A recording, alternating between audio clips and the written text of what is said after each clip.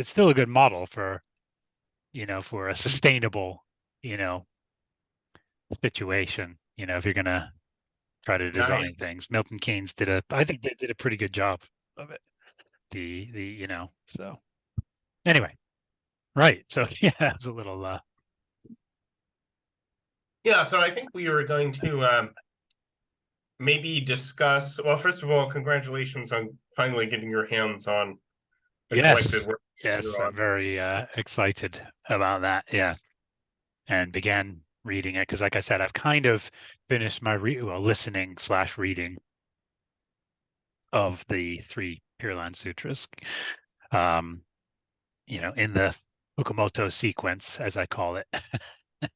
uh, Yeah. yeah, And how so did that go? How were good, the really good. I mean, I think we've talked about the first my experience of kind of and reflections and realization, obviously all illumined by Amida, enabled by Amida, of when reading those in kind of back to yeah. back.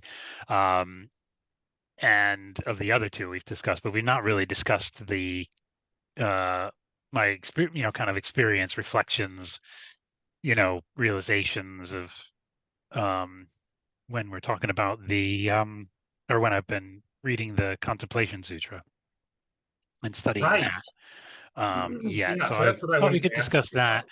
Or, there's the topic of that question I had about Shinran's assertion that, Uh-huh. the reason for the whole entire reason for Shakyamuni's coming to uh, this world, this Saha world, was to deliver um, Yeah. um, the teachings about the primal vow, Nembutsu, Mhm. as the one vehicle, etc. And the implications of that kind of being that that's pretty much what eventually all of Nirmanakaya Buddhas do, I think, isn't it? Isn't that one of the implications? But anyway, of that, at some Um, point they, yeah, it says the reason that all Buddhas appear is to teach Amida's yeah, vow, I think, at some yeah. point. It's either in the Anyway, Wasan or yeah, it's yeah, somewhere. Yeah. yeah. But anyway, so I had that question about that of what he uses to back that up. Like Yeah. intuitively, I get it. Very, it's like, yeah, that makes sense. Of course, it's the original Buddhism. That's eventually he's Mm. gonna, and that's the ultimate compassion. That's the ultimate wisdom. That's the ultimate Buddha thing. That's the ultimate Buddha way. Is the ultimate, compassion of Amida, and and everything coming from that direction. But so I get that from an intuitive as a Jodo Shinshu, I get that intuitively. I get that. But when I read, so I started reading, I've got the collected works. It's not that I couldn't have started reading it online, but I felt like it'd be easier Oh to yeah. read that in hand, But so so reading that first chapter, of course, of the, on the true teaching of the Kyogyo Shinsho, that's the first, Kyogyo Shinsho is the first thing in there. So just, going through it. That's the first thing that that Shinron Shonen, addresses. And it's like, oh, yes, there's that question I've never asked anybody because I thought it might be just because it's a little bit controversial the way I'm going to ask it, and or the answer, the explanation might be more, mental gymnastics, annoyingly, and I'd have a lot more questions, and I'd be even questioning it more in that cynical way, and I just like, do you know what I mean? So I've avoided asking. It's another one of those that I've kind of avoided asking, but it has to happen at some point. So that it Mm. came right up right away, of course, with my first. I'm like, wow, okay, yeah, I've Yeah. got to. Amita's got to sort this out. I got to get this on the table now, I guess. So that was a very strong. But interestingly, another experience of that is, with reading this now, Shinron's the collected works, it's now having read the three Pure Land Sutras through and through, it's a different experience right away because yeah, there's this there's this thing I've studied that, and now here, okay, Shinran's talking about. Whereas before, when I read Kyogo Shinsho or other works of Shinran, it would be like here and there. It'd be like, yeah, there's this sutra I have partly read here and here. Or I've heard people talk about this aspect of it or that aspect of it, and do you know what I mean? But never had my own Yeah. direct, full, complete listening to it where I felt like I've thoroughly absorbed, as much as I Yeah. can, in my 36 readings each, you know, quote unquote, of each one of the Pure Land Sutras. So it's a different experience. It's like, yes, yes, and I had all those kind of, the my own direct realizations through, Mita's working of like what this is saying, what's being said and how, and seeing it through the lens of the Jodo Shinshu Dharma, you know, eye. And do you know what I mean? And now reading Shinran's works, it's a whole nother ball game. It's a whole nother event because this is a Yeah. real, yeah, I've read these, you know what I mean? It kind of makes me, when he refers to other sutras, it kind of makes me want to read them. And then, you know what I mean? It makes me want to, like, yeah, I want to read that now and have that same, but there's only so much time and so much you can do. So anyway, so that's something I want to talk about, but should we talk about the Contemplation Sutra then Yeah, before we I move do. on? Yeah, I think we should start there. And I wanted to ask, like, what did you think? What was your impressions? How many times did you read it? Like I said, if I can't, I've not counted them specifically. When I say 36, it's like, I've each one I'll read or I'll listen, and then my mind will drift and I'll rewind. And I do that Mm, repeatedly. That's kind of how I've always done when I've listened or read. I kind of have to go back.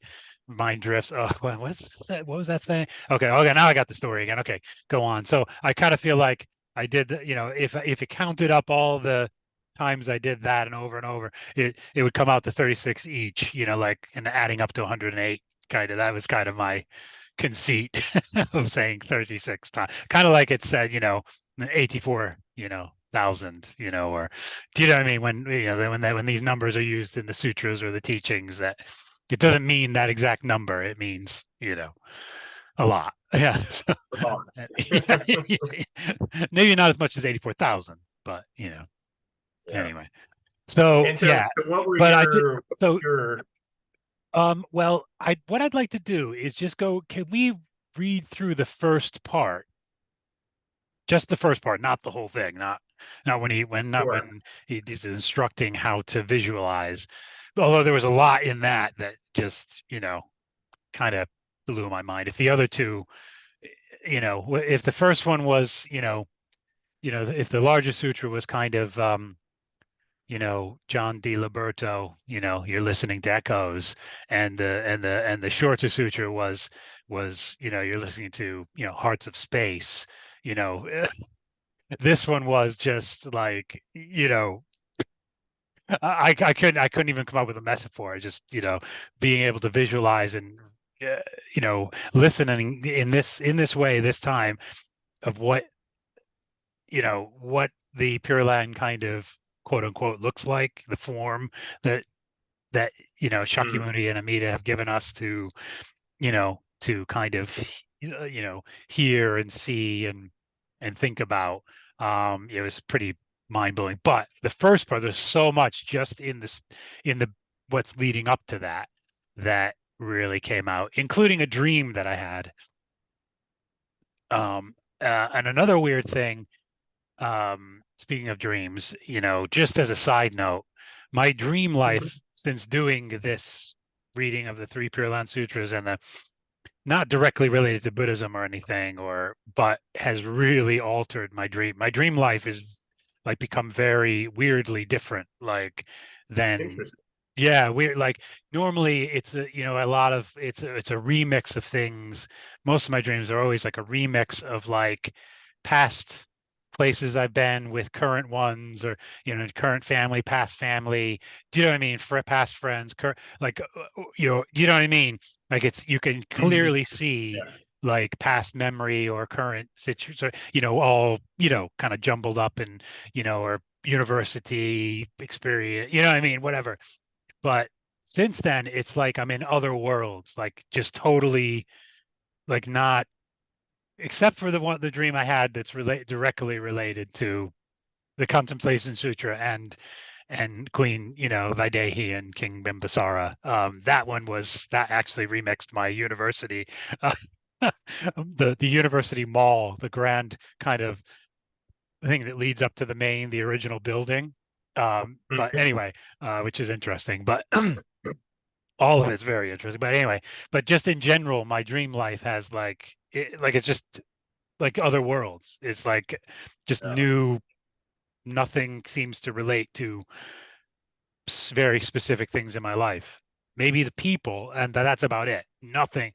Nothing. Like it's really weird how that's altered. It's kind of Yeah. altered at least I think that's, attributed to that. But, again, that's a side note, interesting observation I've been kind of making. But and maybe, other worlds, the whole multiple worlds of Buddhism thing anyway. But anyway, that's again a side note. Mm. And I know there's different types of dreams that are taught about in Buddhism, that some are maybe you know uh uh you know uh given by Amida, or do you know what I mean? There's different types of anyway, and Buddhism's kind of thoughts about what dreams are is interesting. But so yeah, I just wanted to if we could kind of just read through um Mm. the Yeah. and I didn't have time before we started to bring up. I'm just going to get up the BDK digital Okay. Great. format of that. Where is it? Because go right And to their can I website. ask You what? can't you can't you can't you get more, you know if it's coming from the BDK website, it's sort of like, yeah, okay, this is the one we can read. Oh yeah. Yeah. Very So, reliable. I was going to ask what order did you end up well, reading the three interest sutras? yeah, interestingly, and I've talked about this in one of my videos. I read them.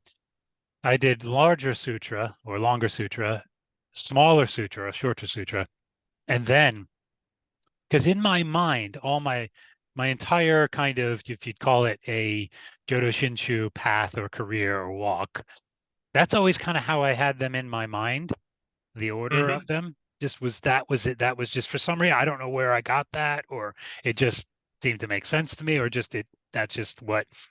So I did in that order. But the um the text, the BDK text, has it in the order of larger sutra, Contemplation Sutra, and then the smaller sutra. Which so I Yeah. comment on that in my video, which I'm sure there's reasons for that, and I think I can kind of see the reasons for it now, having, as I said, it kind of the first two kind of prepare you in a way for what you're about to, or sorry, the first, I can see why. I mean, that's why it happened. Sorry, I'm confusing things here, or missed. I can see why I read it that way, because it seems like the longer, larger sutra and the smaller sutra kind of prepared me for what's happening Sure. and to come in the Contemplation Sutra. But I'm sure you know there's a reason for the ordering, which we can discuss too. In the Yeah. Yeah, The order of largest sutra, contemplation sutra, or meditation sutra, smaller sutra is the just the traditional order. So whenever you see the sutras in scroll form yep, on the altar of a Jodo Shinshu of a temple, it's always the two scrolls of the larger sutra, the contemplation sutra, and the smaller sutra.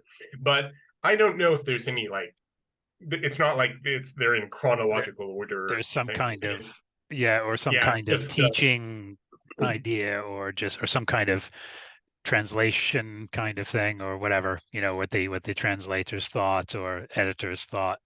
There's no, you don't know if there's anything specific about that reasoning why It was No, putting that way. I don't No? think there Okay. is. It's just that's the order they're Okay. in, probably in the Chinese Buddhist canon, and then it Okay. was, brought over, and that's just the order they've remained in. But Gotcha. I would Gotcha. imagine. Okay. Well, how about I share my screen and we shall actually, you know what I'm going to do also is set it so if you want to share something at some point, it'll be multiple, sharers can share. But for now, I'm just Sure. going to share my screen. And there we go. We have the Pure Land Sutras. Forgive some of the tabs of my Star Wars research and referencing. I started playing I finally got back to being a player in a tabletop role playing game. Oh, That's a Star Wars one. Um, so cool. Cool. that's why that's all there. I just started this past past Friday. But anyway, so Great. forgive the Star Wars tabs. Let me see if I can make this a bit bigger for myself and others maybe watching. How's that Yeah, look? there Is it a bit see, in better? fact, right there. Oh, I was going to Perfect. say the titles of the sutras. Oh yeah. Um, So yeah, there's the order. Yeah. Yeah. see, it's Taisho Volume 12, number 360. Taisho Volume 12, 365. Taisho Volume 12, 366. Ah, so it's the That's the order. overall, the Yeah. larger kind of thing that the BDK translation series is doing. So is that No, is that no, what this that? is the Daizokyo, the Chinese Buddhist canon. Oh, the Chinese That's Buddhist canon. Oh, okay. yeah, yeah, So okay, so the larger sutras, yeah, comes sort of is like five before the they have two other in that. It'd be yeah. interesting to see with their ordering what the the original reasoning was for the ordering of the texts. But anyway, so yeah, so what anything else you wanted to say about that? The No, no, sorry, I was just that pointing that out. that probably so that's probably why in the BDK book of the three Pure, that's probably what the ordering is about, is because of the Taisho volumes ordering. Yeah, So yeah, that's makes sense. okay. So here we go. People can see all the copyright stuff for themselves. We'll just leave it on screen for a second without going through everything. Okay, and now one of the things I wanted to do was read the about what do you call it? Chantal's Master Chantal's commentary, because he explains the whole drama that took place before this point in Ajatasatru's life, and kind of how karma has a tendency to come back on you, even within this life. Um, so let me just see, where am I here? So I went. Where's the page heading? Usually it gives. Oh yeah. Okay. So this is the compliment. Okay. So let me get back further. I went too far. Here we go. So delivered. Yeah, this is it. So, oh, where's the? Oh, that's in the explanation. That's where I need to get back to. Sorry. The summaries. It's in the summary. Hmm. That's what I need to get to. Sorry about this. Sorry, anybody watching this at home. Just a bit. Won't take me too long to get there. I hope.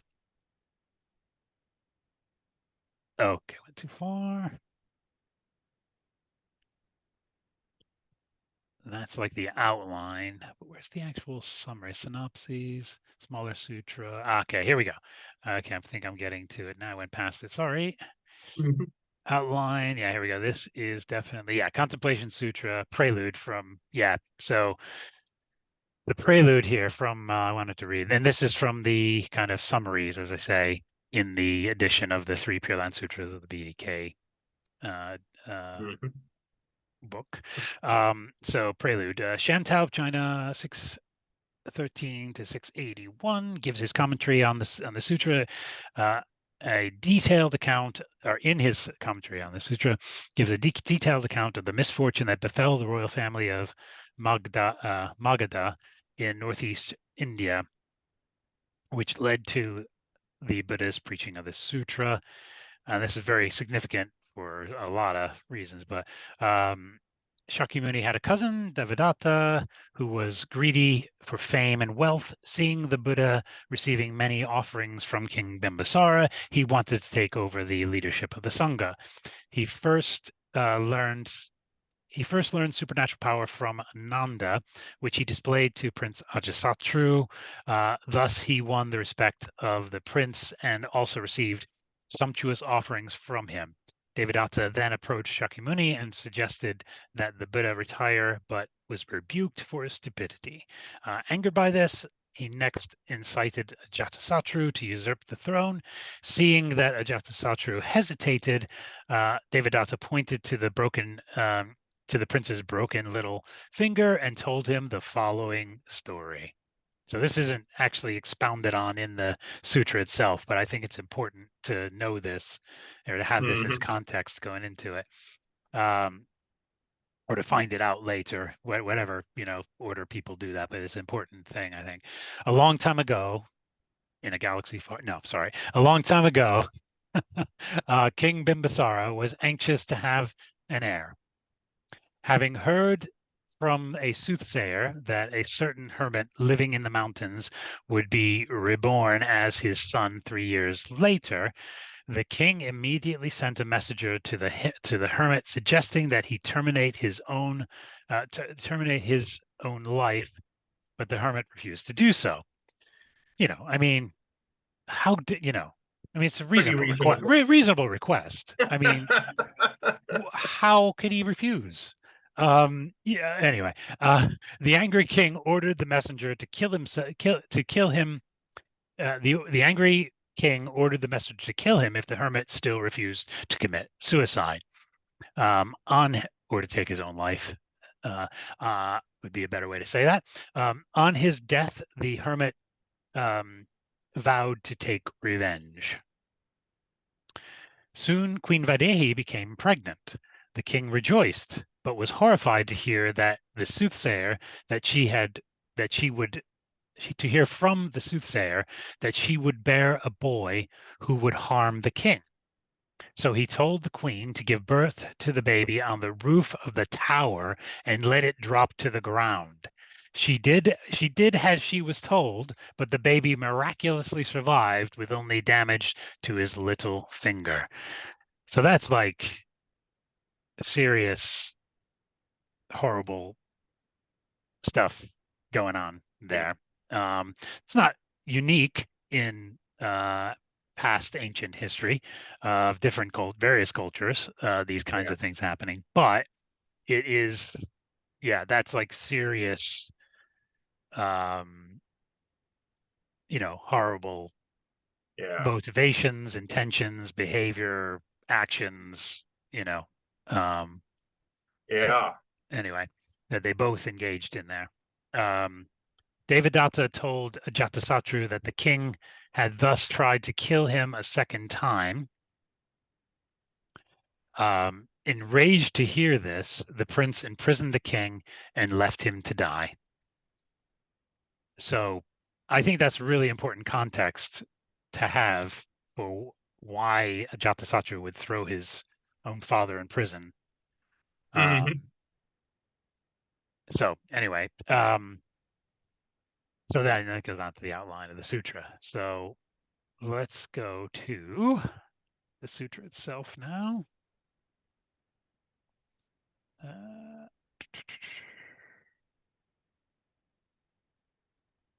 That's still the outline.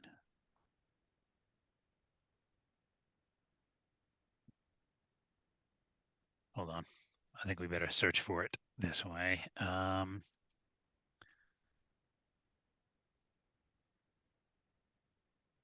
Just gotta go. Oh, no, that's gonna be just page numbers, isn't it? Let's find what the page number is then. You don't happen to know offhand, do you?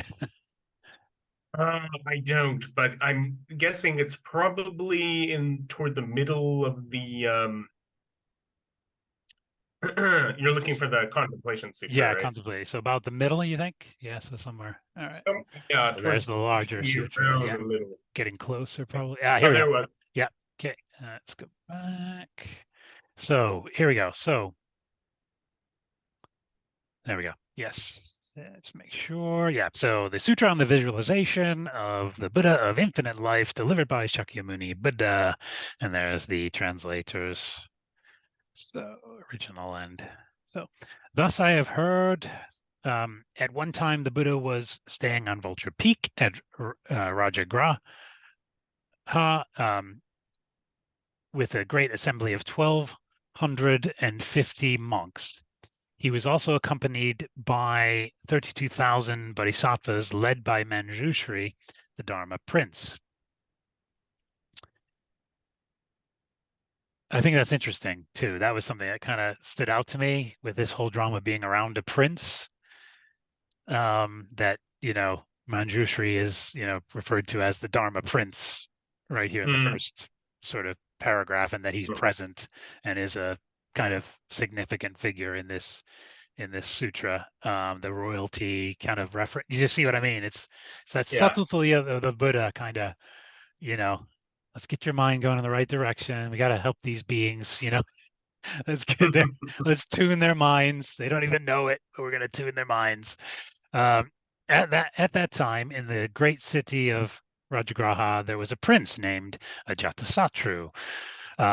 Instigated by his wicked friend Devadatta, he seized his father, King Bimbusara, confined him in a room with walls 7 deep.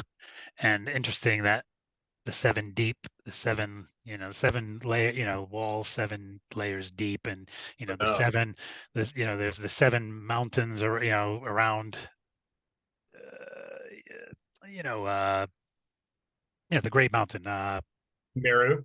Meru, yeah, Mount Meru, Sumeru, and then there's the seven trees, the seven sort of not gates, but fences, the 7 nets, the seven. Do you know what I mean? Of the Pure Yeah. Land. I just think it's just, you know, just that it stood out to me when I was reading through it. And that comparison again between Saha world. Here's what we do with 7 layers of barricades in the Saha world. We imprison our father, you know.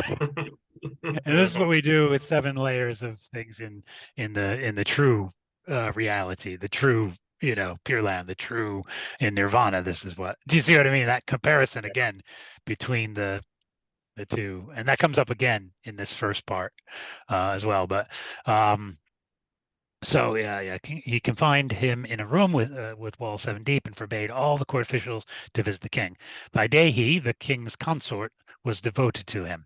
Having bathed and cleansed herself, she spread over her body ghee and honey mixed to a paste with wheat flour, filled her ornaments with grape juice, and secretly offered this food and drink to the king. So yeah, so just first I want to say about this, that's very sensual. That's a very sensual thing that's going on there with herself, and then she's offering all this to the king. It's very sensual. You know what I mean? It's a very, and that relate, Mhm. it's a very sensual, and the reason I raise that, it's very visceral. It's very sensual. And it causes your mind to kind of, you know what I mean? Think about that, and at least mine anyway. And it's to me that felt like it seemed like it makes me think, or bamboo, where we this is our world, we our world is very sensual, blind passions. This is what our world is about. Do you know what I mean? And it just gives us, it's another way that it gives us something to relate to. That's like our lives are very, do you see what I mean, are very Mhm. existential, you know very Yeah. sensual, very um physical, very, do you know what I mean? And we're very attached to that, and Embodied. embodied, and we identify with that embodiment as ourself. And do you know what I mean? So it's just another, I think, a subtle way of pointing at that and relating us to Vaidehi. You know what I mean? We're in a Yeah, way, you'll see what I mean by this when we get a bit later here in the story. But yeah, go ahead. What were we gonna say? I was going to say I agree. It's very the one thing I like about the Contemplation Sutra is how vivid and uh, I guess relatable and concrete the Yeah. imagery is Yes. of the story. It's quite quite striking. One of the really because the other sutras are a little bit, can be a little bit because they're describing the Pure Land and so on, except for in the larger sutra where Shakyamuni this describes this world, right? That's very down to earth, but the other sutras can be a bit hard to wrap our minds around. So I Yes, like how definitely. Contemplation Sutra is, very um on the ground, as it were. Yeah, agreed. And at the same time, mind blowing when it actually describes the Mm, Pure Land, but it gives us that grounding first, yeah, which you need, I think, before you start trying to think about these instructions about visualizing the Pure Land or just thinking about it while you're reading it. Anyway, and I think all to some extent all the Pure Land sutras are kind of like that. It really grounds you, like with the larger sutra going through like the second half of it, spending all that time talking about just in excruciating detail, like every possible yes, aspect of the samsaric world and the five evils and the five, and just how that plays out. And do you know what I mean? So it again yeah, grounds us like, yep, this is our world and this is the Buddha world. You know, do you see what I mean? There's that pattern in all of them, in all three of them. And it does that. mm, There's a way it does that in the shorter sutra as well. I'm not bringing it specific, but I remember thinking that about it as well. Yep, there's that. It might have been quicker because it's everything short. Obviously, it's kind of does what it says in the 10, but it's there. There's a couple of lines where like, yep, there we go. Here you go. This is this, and which do you want?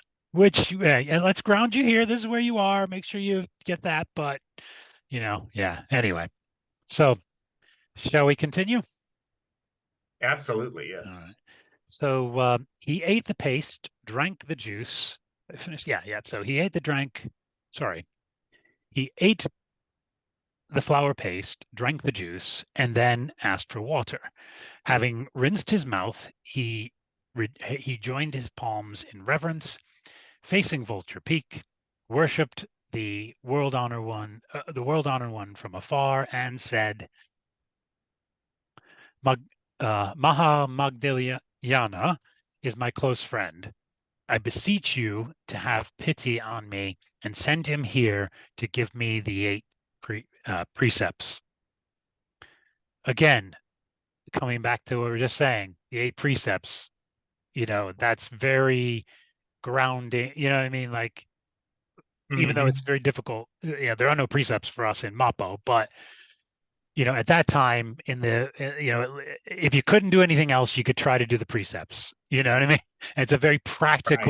it's a very practical, down to earth thing. This is how I want to try to conduct myself. You know what I mean? Hmm. Where maybe other practices are, meditation and do you know what I mean? And paramitas, they're much higher. Do you know what I mean?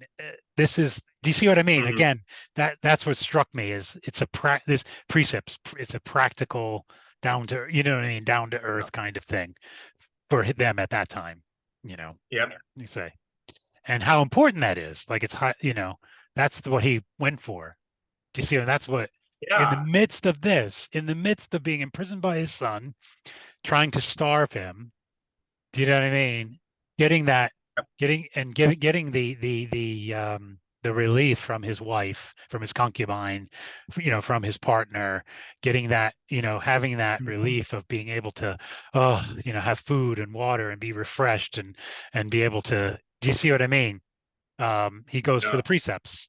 Do you see what I think that's a significant point there, I think, for some, you know, and that it is Mhm. the practical, it's the most down to earth thing I think you could of all the Buddha teachings, if you see what I mean. So, what were we going to say? Yeah. It seems like you were going to say something around that. Well, I was going to say the eight precepts is the five precepts for lay Mhm. followers, plus Yes. the special regulations about not sleeping on a high and Hmm. luxurious bed, Hmm. and it's the ones that are in Is it not some dancing? Is one of them the sort of not is or is that one of the 10? Is that one of the more monk kind of yeah, it's I think it's about clothing, shelter, and where you sleep? yeah, and Okay. it's basically um Well, again, if those are the other three, that's like even more down to, what I mean, grounding. Yeah, let's look that up. That's even more, you know what I mean? You can't, yeah, I'll should I share it? yeah, go ahead. Yeah, go ahead. Yeah, if you found it already, yeah, go for it. Yeah. Yeah, because there's the five precepts for lay people, there's the eight, and there's the 10 configuration, and then there's like all the rules for bhikkhus and bhikshunis, and there's more for Mhm. bhikshunis in some traditions. Yeah, Uh, I think there's always a lot of a lot rules. Yeah. for nuns than for monks. Um, so this is the article on the eight precepts, Oh, are and you this is sharing? Are you trying to share that? It hasn't. Oh, let me stop sharing. Sorry. I need to stop sharing. Okay, now there we go. There we go. There's yours. Sorry. okay. There we Yeah, go. now you're sharing. Yep. Um, yeah, so the eight precepts are observed by lay Buddhists on observance days and festivals. Mm, And typically they're all eight would be observed like only on for one day and one night, essentially. Um, and the okay. first five are basically the five precepts, which is to refrain from killing living beings, stealing, damaging speech, and abstain from intoxicating drink or drugs. However, the third precept is total abstinence rather than just sexual misconduct. And then the final three, I undertake to observe the rule of abstinence from taking food at the wrong time. Hmm. I undertake the rule of abstinence from dancing, music, Yep. visiting Dancing shows, was, yeah. flowers, makeup, the wearing of ornaments and decorations. This is one you mentioned about Yep. dancing, yeah. Yep. And then I undertake to observe the rule of abstinence from a tall, high, and luxurious sleeping place. Place. Yeah. So all very, again, grounding things, I think, down to earth kind of. Do you Yeah, know what I yeah. mean? Um, Well, with all those, I mean, just the line about the one that's dancing, like, all those things abstaining from all of those are very much part of the life of any bamboo, I think. Dancing, music, visiting shows, flowers, makeup, wearing of ornaments, do you know what I mean? Like, you know what I mean? That's in one way or another. That's the life of bamboo right yeah, here. Not to um, mention, unless you are sleeping on a futon yeah, yeah, in the Western yeah, countries, you're probably sleeping on a bed. So yeah, yeah, exactly. And also the food bit. Look at just no think about snacks. all the unhealthy ways that we, Uh, that modern people eat in during Mapo. So yeah. Anyway, and the food industry itself, and anyway, so and just everything from uh, the way they turn sugar into like a hyper addictive like thing preserving thing and everything, and then what I mean, and also GMO, the whole genetically modified food issues, and anyway, and on and on. But you know again, all that's that kind of highlights my point, the reflection I had about that very mm, grounding thing that he's that the king asked for there. Very, you know, um, so yeah. So I'll reshare again. yeah, I just wanted to share the to look up the precepts because it's kind of, for me, it shows how this it gives you like interest in these characters, Yes. Bimbusara and so on, because they're actually, Real. at the time of Buddha, Yeah. and there you have the eight precepts, which is Yeah. what they would have asked for or Yeah. to keep, it conceivably in such a situation. Yeah. And those would be a major thing to be doing for especially royals, Right. Yeah. that those would be like, you know, very major changes to their routine, if you see what I mean. Mhm. Especially the last three, but possibly. I don't know about the low sleeping. I don't know if would they have had a higher bed? Would the royalty have had? I don't Presumably, know or the otherwise, culturally. well, What's that? Sorry? presumably, I no, would have sorry. thought so. Yeah. Well, if they hadn't, there wouldn't be a rule about it. So, Yeah, yeah, yeah, exactly. Exactly. I would have thought that there would have been everything about their lives would have been a bit, opulent for the time, yeah. for the time in the context of the time. But anyway, so yeah, so I just again that just it's just I slowed down, and I wonder if that indicates that maybe either one of two things: either maybe this day was coinciding with some, it's even though it's not mentioned, coinciding with some high occasion, holy day, or do you know what I mean? Or Hmm. or if he felt that Yeah. way, if he felt like what I'm about to ask, I feel that way about this. So do you see what I mean? I don't know. I don't know. Or what was going on. Maybe Right. he just felt, since the Buddha is here, that's an auspicious event that I should try to live by. You know what I mean? Try to live by the Mm. eight precepts today because the Buddha is here. I don't know. Anyway, so then we'll come back. So then Maha Magdalayana flew as swiftly as a hawk to the king. Uh, Another very earthly metaphor there. Um, Swiftly as a hawk. Yeah, I mean, you don't get more earthly looking, if you're out on a hike and you see a hawk. You know what I mean? It's just this is again very earthly based metaphors here. Day after day, he came like this to give the king the eight precepts. The world honored one also sent Venerable Purna to the palace to expound the Dharma to the king.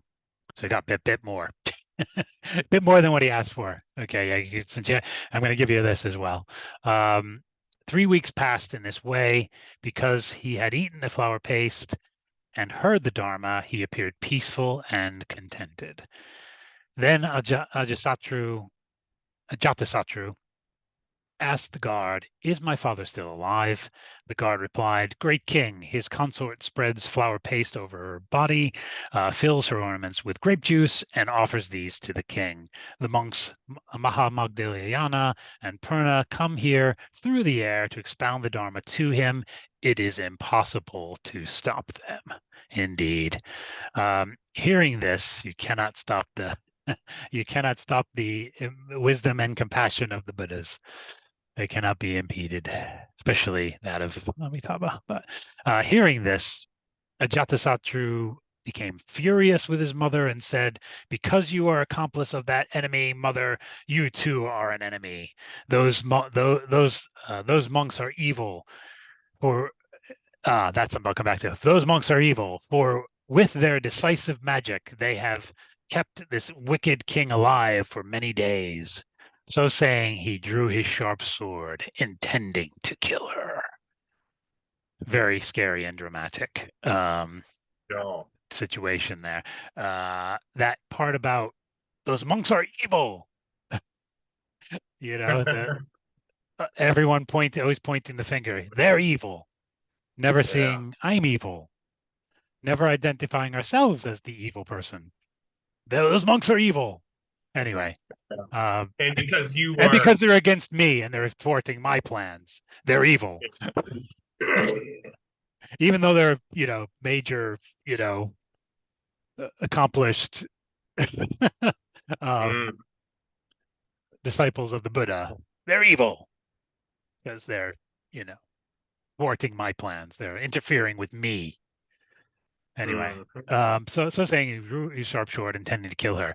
At that time, the king had a minister named uh, Kendrap Kendraprabha, who was intelligent and wise.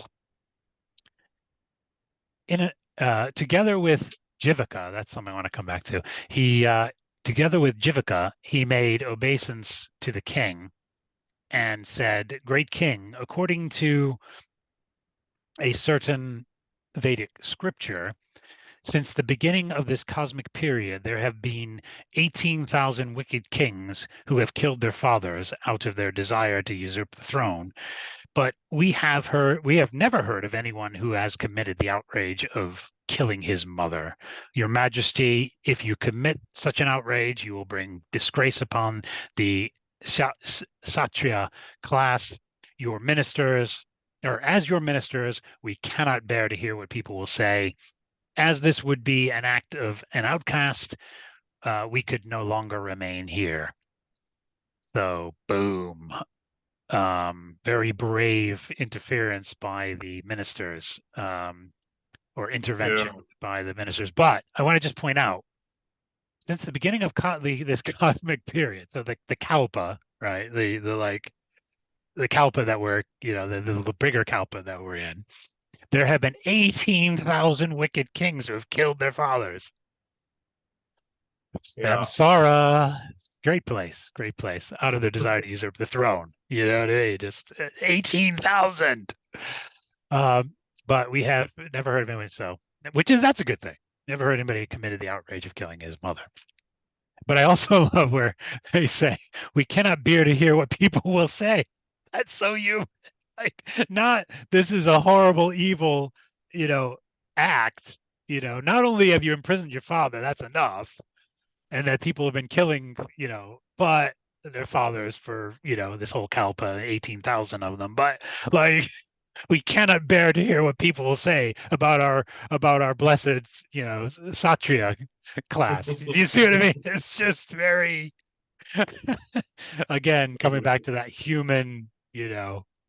behave, human motivations, human thinking, selfish. Anyway, just There's so much perceptive psychology packed into this sutra. It's mm, mm, like one of my favorite parts is coming up, though, I think, in the next yeah. paragraph. Okay. Yeah. No, oh yeah, and Jivaka. This is another thing. Jivaka, I mean, that his name that just stood out to me. The name Jivaka, because it means, I think one of the meanings is that of spirituality, of a spiritual, the meaning of that word Jivaka, because Jivaka means without, like, spirituality, without divinity. And Mhm. I came across that because there was an Ajivika philosophy in ancient Oh, India really? Okay. that was like everything. It was a total deterministic philosophy. Hmm. Like everything was determined. So even their thoughts about, yes, I'm an Ajivika, that was just predetermined. There was no, there's no free will at all. There's no, and all your thoughts that you think you're making a decision are just, you know what I mean? Anyway, and they would call themselves a Jivaka because there was nothing but that. There wasn't any, Mhm. you couldn't pray about it. You couldn't do anything about it. You Yeah. couldn't chant. Nothing was, and even if you were chanting, then that was just determined that you were going to chant. You know what I mean? So anyway, but I just thought that one of the minister's names was Jivaka.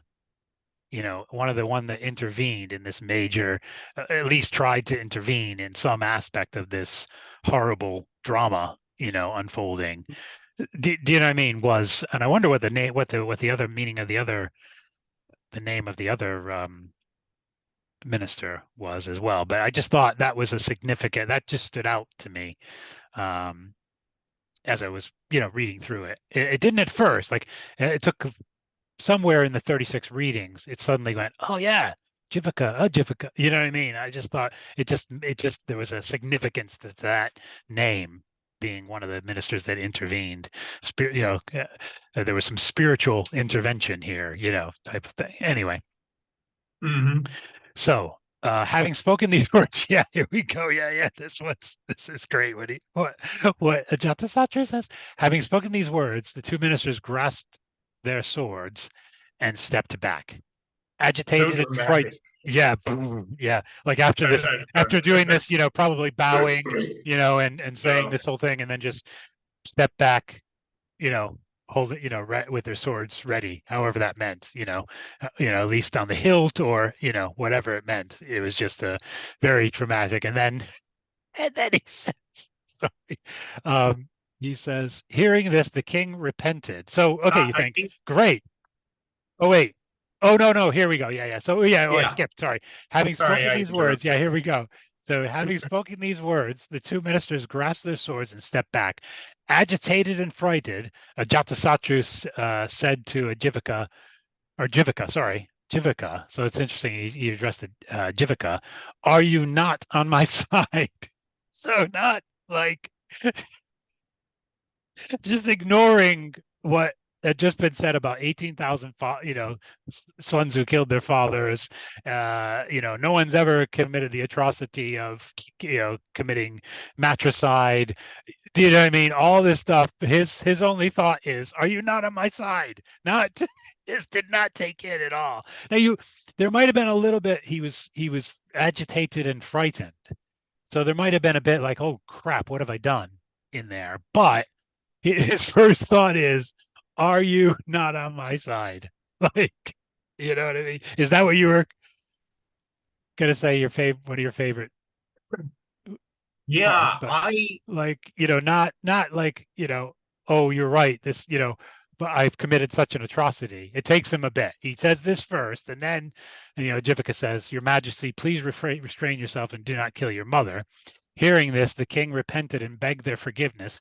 Having thrown away his sword, he stopped short of killing his mother and instead ordered the court officials to lock her up in a chamber and not allow her to leave. So here he does, it says king repented and begged their forgiveness. So there was some amount, of, okay, I'm in the wrong here. I'm doing a horrible thing. I need to not, I was intending to do a horrible thing here and a horrible act. And you know what I mean? But the first thought is, are you on my side? Before he gets to there, his first thought is, are you not on my side?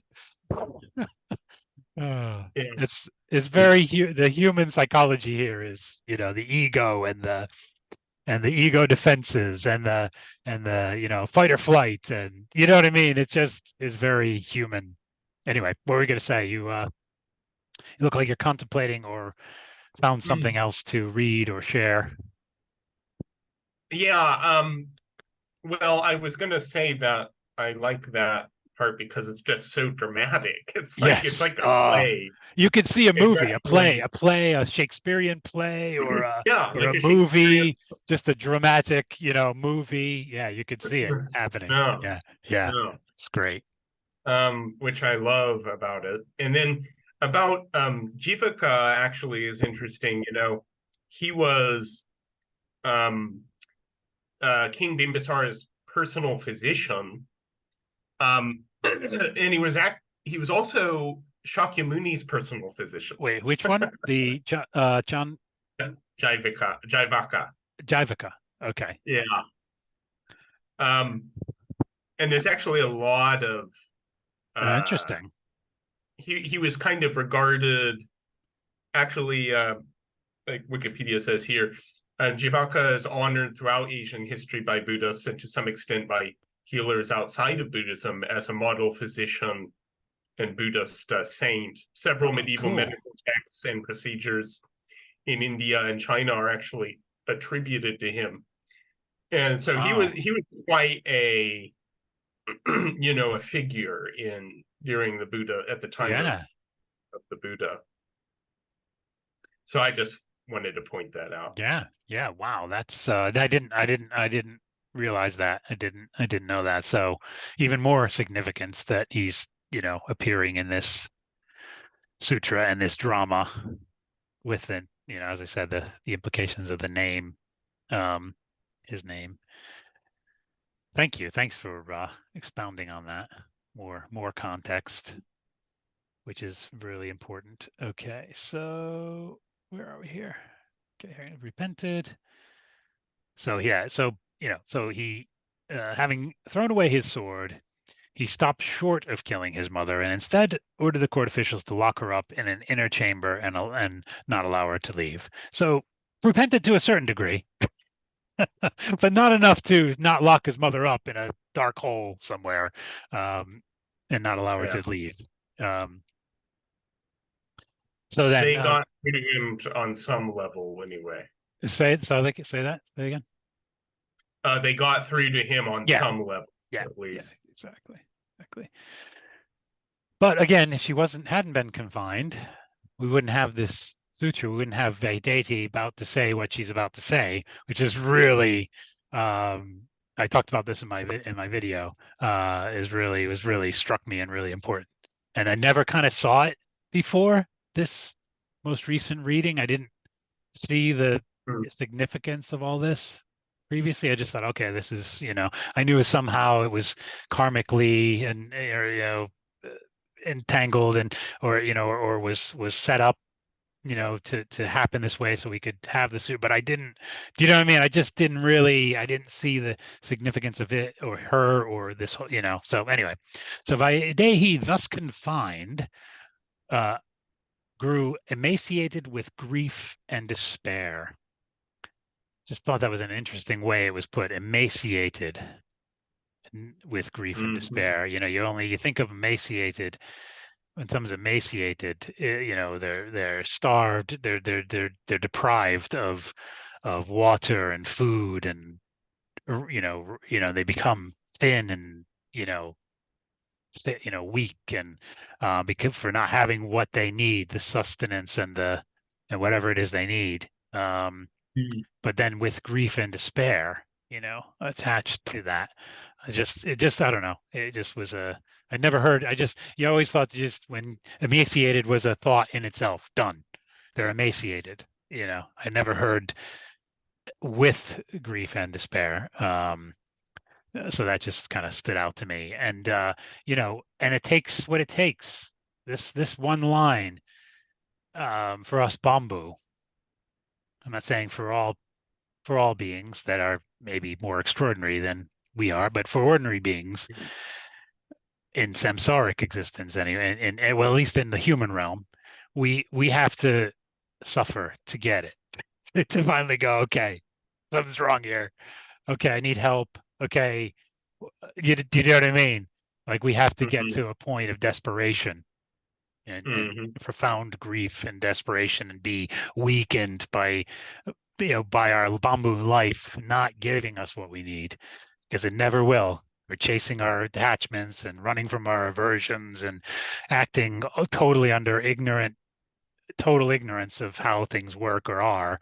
And, until that really emaciates us and we're, grieving and despairing, we often don't get to the point where we go, okay, yeah, something's wrong, and something's wrong with me and how I see everything, and I need help. And what, do you see what I mean? I thought that just came out to me Yeah. at that point. Again, that never happened when I've, came upon the Sutra before. Facing Vulture Peak, she worshipped the Buddha from afar and said, "Oh, Tathagata, world honored one, you used to send Ananda to comfort me. Now I am in deep sorrow and distress. Deep sorrow and distress." Again, it just stood out big time to me. Um, that's when we reach out for help. That's certainly when I did finally. That was my first when I told you about the experience I had of in the Mm. early mid noughties, mid 2000s, that suddenly that moment, that article from Tricycle magazine that I'd read in the kind of mid 90s suddenly came back to me at a moment of a terrible despair, terrible realization that, I'm just, as I was watching this video, doing some ironing, watching this video about rebirth and how, and the mentality, the human mentality and things like this.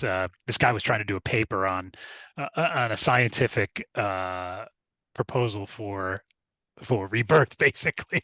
Um, but and just somehow the implication of that and my own life, and just it just made me think I just crushed me, and I literally went down to my knees and then down supine, crying out to Amita for help.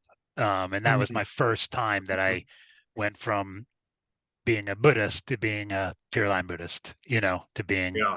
and ultimately then eventually Jodo Shinshu. But um, so that's, it takes what it takes. But I think probably people have different degrees of how that plays out. But I am now in deep sorrow and distress. Boy, I relate to that. I'm getting a bit welled up, actually, talking about this and reading this right now with her saying, with her saying that in that way. um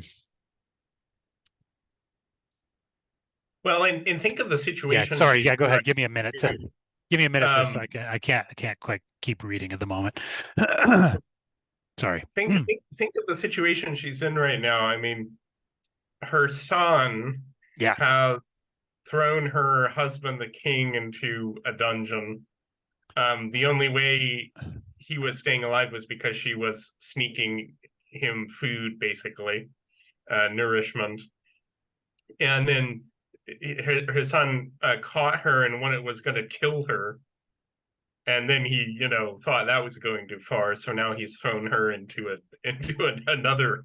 Yeah. He's locked her up, and now she has no way of helping her husband, the king, either. And so this is like rock bottom. Yeah. I mean, imagine Yeah. the indeed deep sorrow and distress. Yeah, yeah, oh, definitely, of the the situation itself. Again, though, bringing it back to our lives, just thinking of family relationships and all the pain that causes. This is what came to me, and this is why it's a bit, you know, because I Mm, think of all the, both ways, of the deep, um, hurt that I've the treatment I've received from certain family members or neglect, and then vice versa, mhm, how I've treated them, and all the regret and all the, what I mean, that and the karmic, consequences of all of that. um Deep sorrow and distress indeed. And how it puts you in your own prison, those family, right. of aloneness, of being alone and isolated. So again, it just this has never came out in my previous readings, how Yeah. much I can relate it to my own life in one way. Obviously, not this kind of specific drama of people imprisoning people, and but relating it to my own, you know, the human experience, the human. So yeah, so it's very emotional. You know, Mm, deeply touching. This whole what Vaidehi. Suddenly, I felt weirdly close to her somehow. Like I felt a weird kinship with her or something when I was reading mhm, this kind of thing. Um, since there is no way of my coming to look upon your august countenance, you know, and that's how I felt at that moment. That's how I, and continue to feel. How can I ever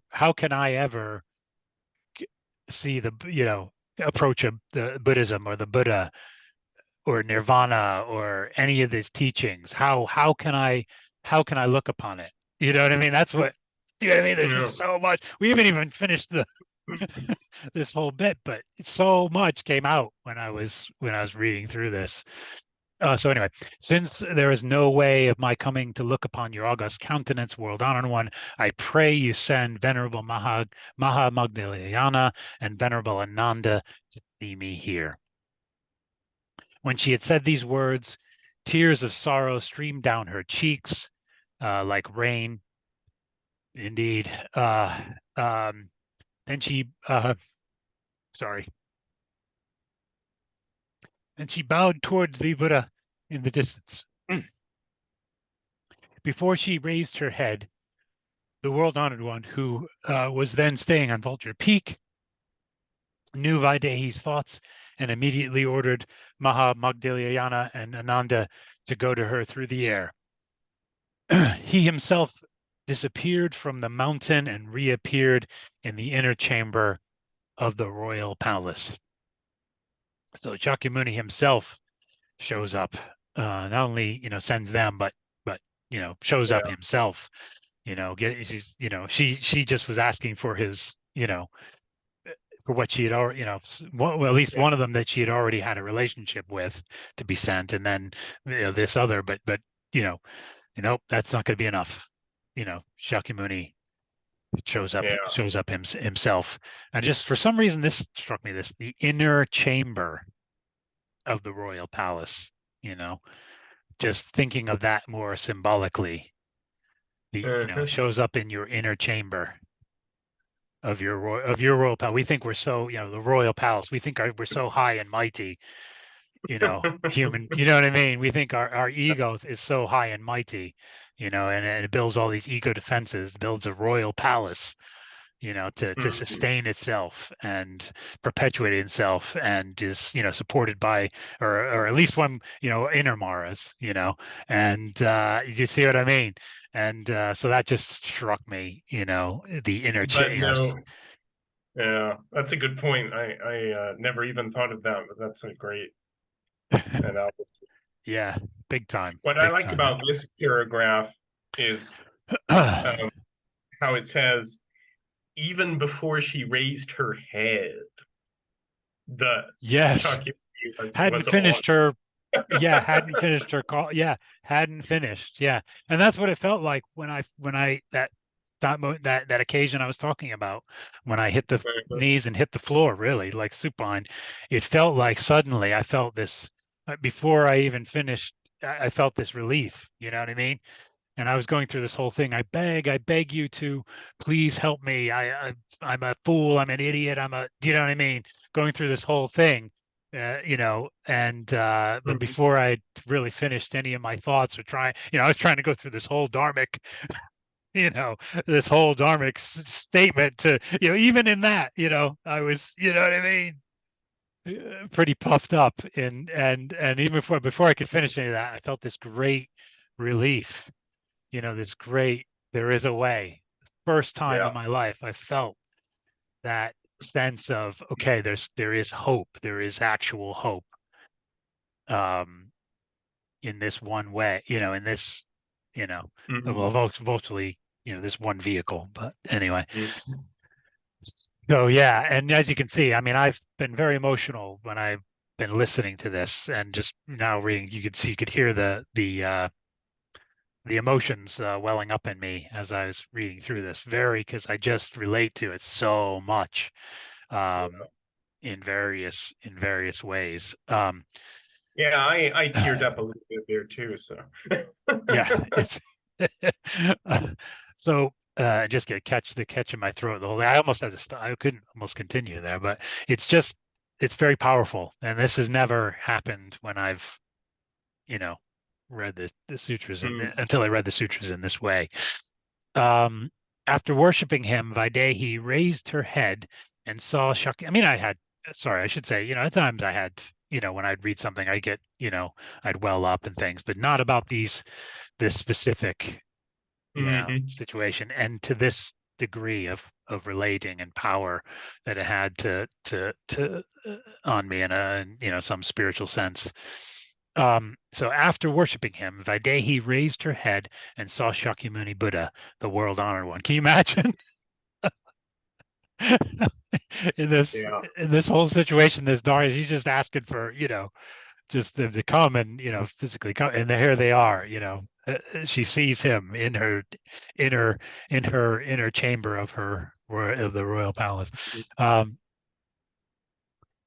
he was the color of purple gold and was seated upon a lotus flower of 100 jewels. He was attended by Mahamogdalayana on his left and Ananda on his right. So the classic, the repeated, the Buddha with the two, attendant attendants. Yeah, bodhisattvas, or bodhisattvas. Yeah, in this case, arhats, right? yeah, arhats, exactly. Um, Sakra, Brahma, and the guardian gods of the world and other devas were in the air about him, scattering heavenly blossoms like rain. They paid homage to the Buddha. So the gods show up too. The devas, the high day, some of the highest devas show up at this time when she brought her head up to Yeah. from her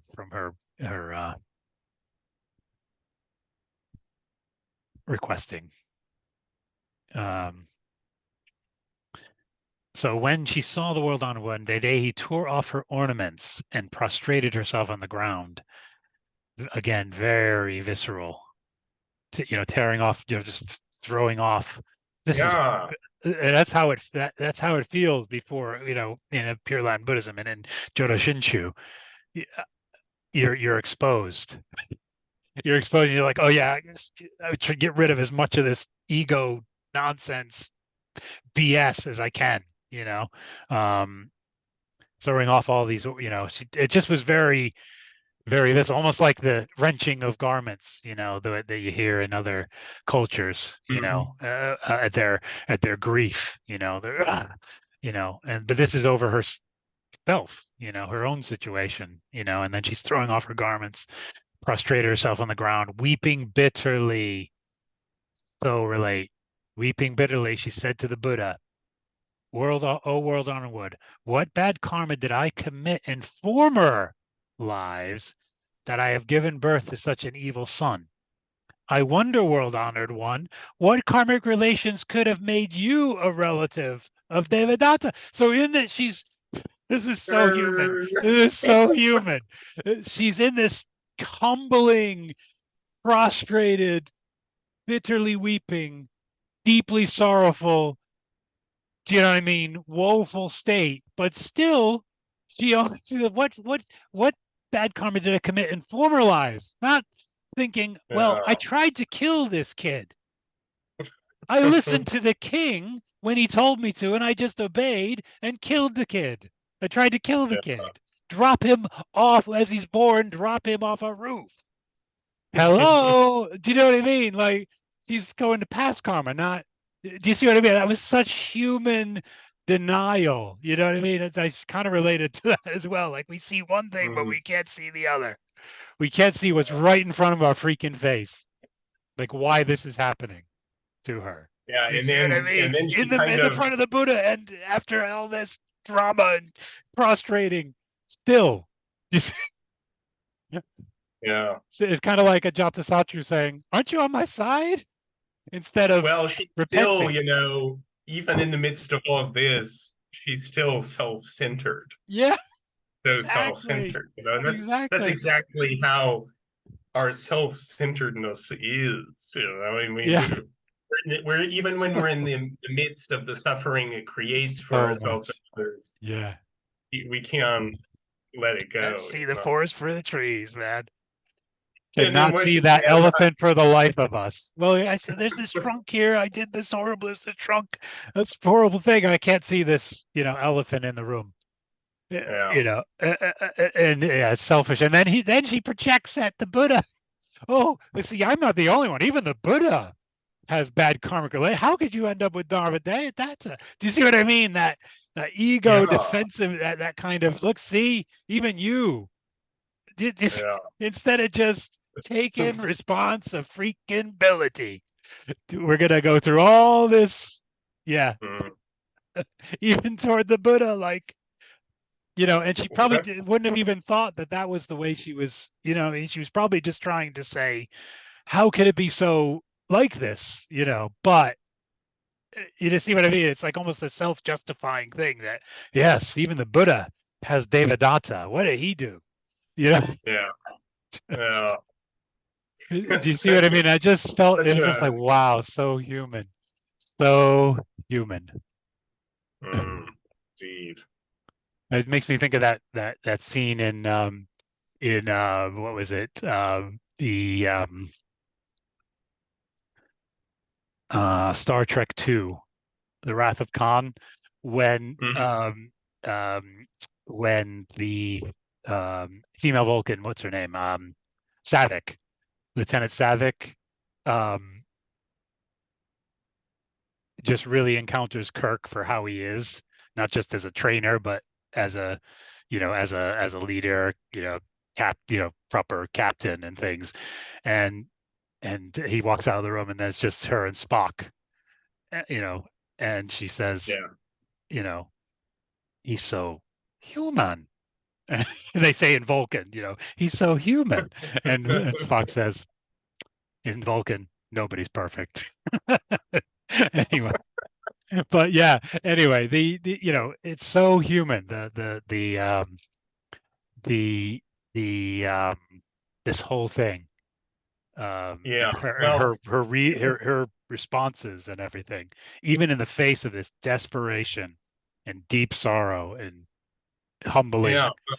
Even in the midst of this, you know, she's still her self-centeredness keeps her from Yeah, seeing yeah, the whole, the yeah, the whole real picture. deal the way the Yeah, Buddha sees it, yeah, right? exactly. So again, related, and it's just so important.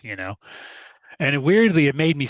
Well, I'll get to that. So, um, I beseech you, world honored one. It just made me really grateful for Vaidehi. It made me this whole thing made me so grateful, in a way that this happened. It was a horrible thing, but it made me grateful for the king, for Queen Vaidehi, and it made me feel this kinship with her.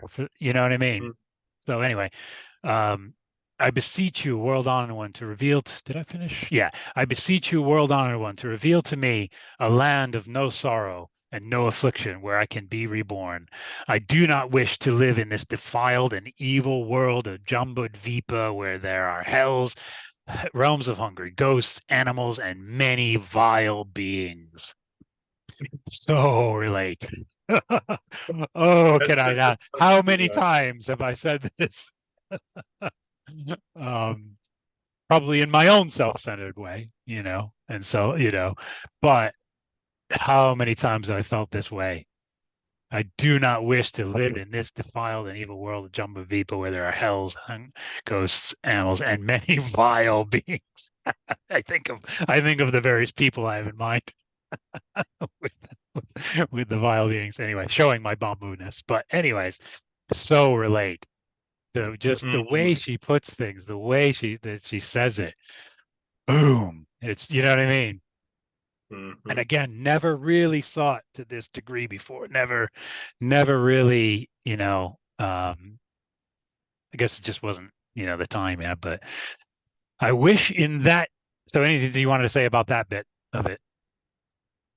Or Yeah, yeah, no, I okay. just going to say the Jigoku Gaki Chiku show is actually the three evil paths, as Mm, it's called, yeah, the three song. evil paths. Yeah, Yeah. yeah. I wish I wish in the future I shall not hear evil words or see wicked people.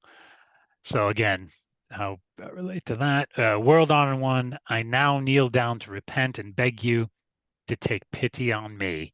I entreat you, O sun-like Buddha, to teach me how to visualize a land of pure karmic perfection. And again, this comes back to that moment. It's so similar to like what I was this way I was trying to talk to to Amita when I went down. You know, I was trying to be very say all this Mm. stuff, and then suddenly I just felt this relief, and all that went away.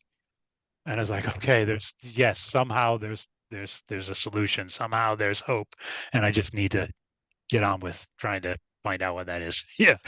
And all that stuff, all this blah blah blah blah blah, just and just the emotion and the pain of it and the realization of my plight, my situation karmically, my situation and our situation and the impossibility of it just was there with okay, there's hope. Again, the two sides. Here's Mhm. samsara, here's the Buddha land, here's the Buddha land, the true Buddha land, and here's Nirvana. Which do you want? Anyway, so da, da, da, da. World Honored One, I now kneel down to repent and beg you to take pity on me. I entreat you, O sun-like Buddha, to teach me how to visualize a land of pure karmic perfection. Then the World Honored One sent forth from between his eyebrows a flood of light that was the color of gold and illuminated the innumerable worlds in the 10 directions. Returning to the Buddha, the light settled on his head and transformed itself into a golden platform resembling Mount Sumeru. On the platform appeared the pure, resplendent lands of the Buddhas in the 10 directions. Some of these lands were made of the 7 kinds of jewels, some solely of lotus flowers, some resembling the palace in the heaven of free enjoyment of manifestations by others, while some were like a crystal mirror in which all the lands of the 10 directions were reflected. Innumerable Buddha lands like these, glorious and beautiful, were displayed to her. So again, So cool. here we So cool. go. So such amazing. That paragraph itself, so cool. And so again, like first the light emitting from him, kind of like Yeah. Amita's light. Here you go. It's kind of, and then he said, and it shines on the 10 directions on the lands of the 10 directions. So samsara first. Here you go. Here's samsara again. It's subtle, but it's there. It kind of says, here's samsara. And then Mm. the light comes back, going forth, coming back, he returned, coming back, and then boom, unfolds all the Buddha lands. So this is what the Buddha lands. This is the 10 directions of samsara lands, and and now here you go. Here's the Buddha lands. Do you see what I mean? Again, that Yeah. and in my mind, it made me kind of think of from the comics and the movies, Doctor Strange kind of stuff happening here. You know, with these Yeah. revealing and even the new the new Flash movie. I don't know if you've seen that yet. I haven't I yet. won't give you any spoilers, but there is a point where all of these different universes unfold and open up and are illumined by this, you know, Yeah. what's going on at the time, different colors and golden and do you know what I mean? And all these different, and it just kind of made me think of that all this amazing stuff is almost similar to what goes on in the Lotus Sutra. They're just mind Mhm. blowing, Mhm. thing that unfolds supernaturally, or spiritually or Mm. visually, but and outside of time, and space. And um, but yeah, there's that comparison, between the different, you know what I mean? The Here's the Buddha land, here's the samsara, and but anyway, but yeah, an amazing that just you can see it happening, the visual, of it. And what is amazing about this paragraph is this is just one short little, in the sutra, and yet there is, I mean, there is room here for the spiritual imagination to just take flight, Yep. Yeah, big time. I mean, it's just, I mean, some were made of Big 7 time. kinds of jewels, some solely of lotus flowers, some were like a crystal Yeah. mirror in which all the lands and the 10 directions. I mean, just wow. Yeah. That's what I think. I mean, it's just Yeah. wow. And Yeah. what amazing imagery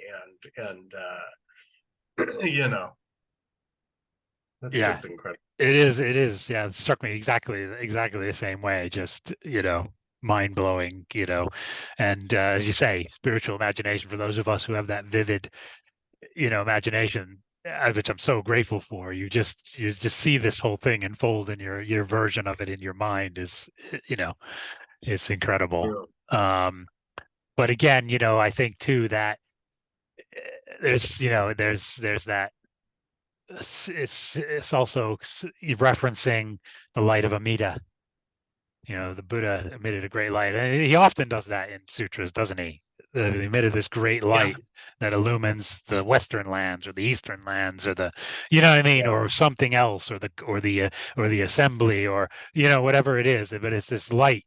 It's that original, Buddha way, of this. It comes from the Buddha to you, not the other way around. Yeah. So anyway, right. Mhm. So Vaidehi then said to the Buddha, "O world-honored one, these Buddha lands are pure and free of defilement, and all of them are resplendent. But I wish to be born in the land of utmost bliss of Amitayos." I love when it's referred to as Amitayos. I don't know. There's something Amitayos. It's very dramatic. I know that means that's the of immeasurable life, isn't it? That means in Um, Sanskrit, or is that yeah, immeasurable life? Yeah. it is, but actually, in the original sutra, it's not Amityas. It's just Amida Buddha. Oh, okay. Gotcha. All right. Well, anyway, I just like the sound of it. It just sounds Yeah. very, anyway, poetic or something. Okay, so, but I wish to be born in the land of utmost bliss of Amitayas. I beseech you, world honored one, to teach me how to contemplate that land and attain samadhi. Now, listen, I love this next line. The world honored one smiled. Yeah. Oh, yeah, like Yeah. okay, listen to what the bamboo wants to do. Like he's not being, down, but I just thought that's the world honored one smiled, Mhm.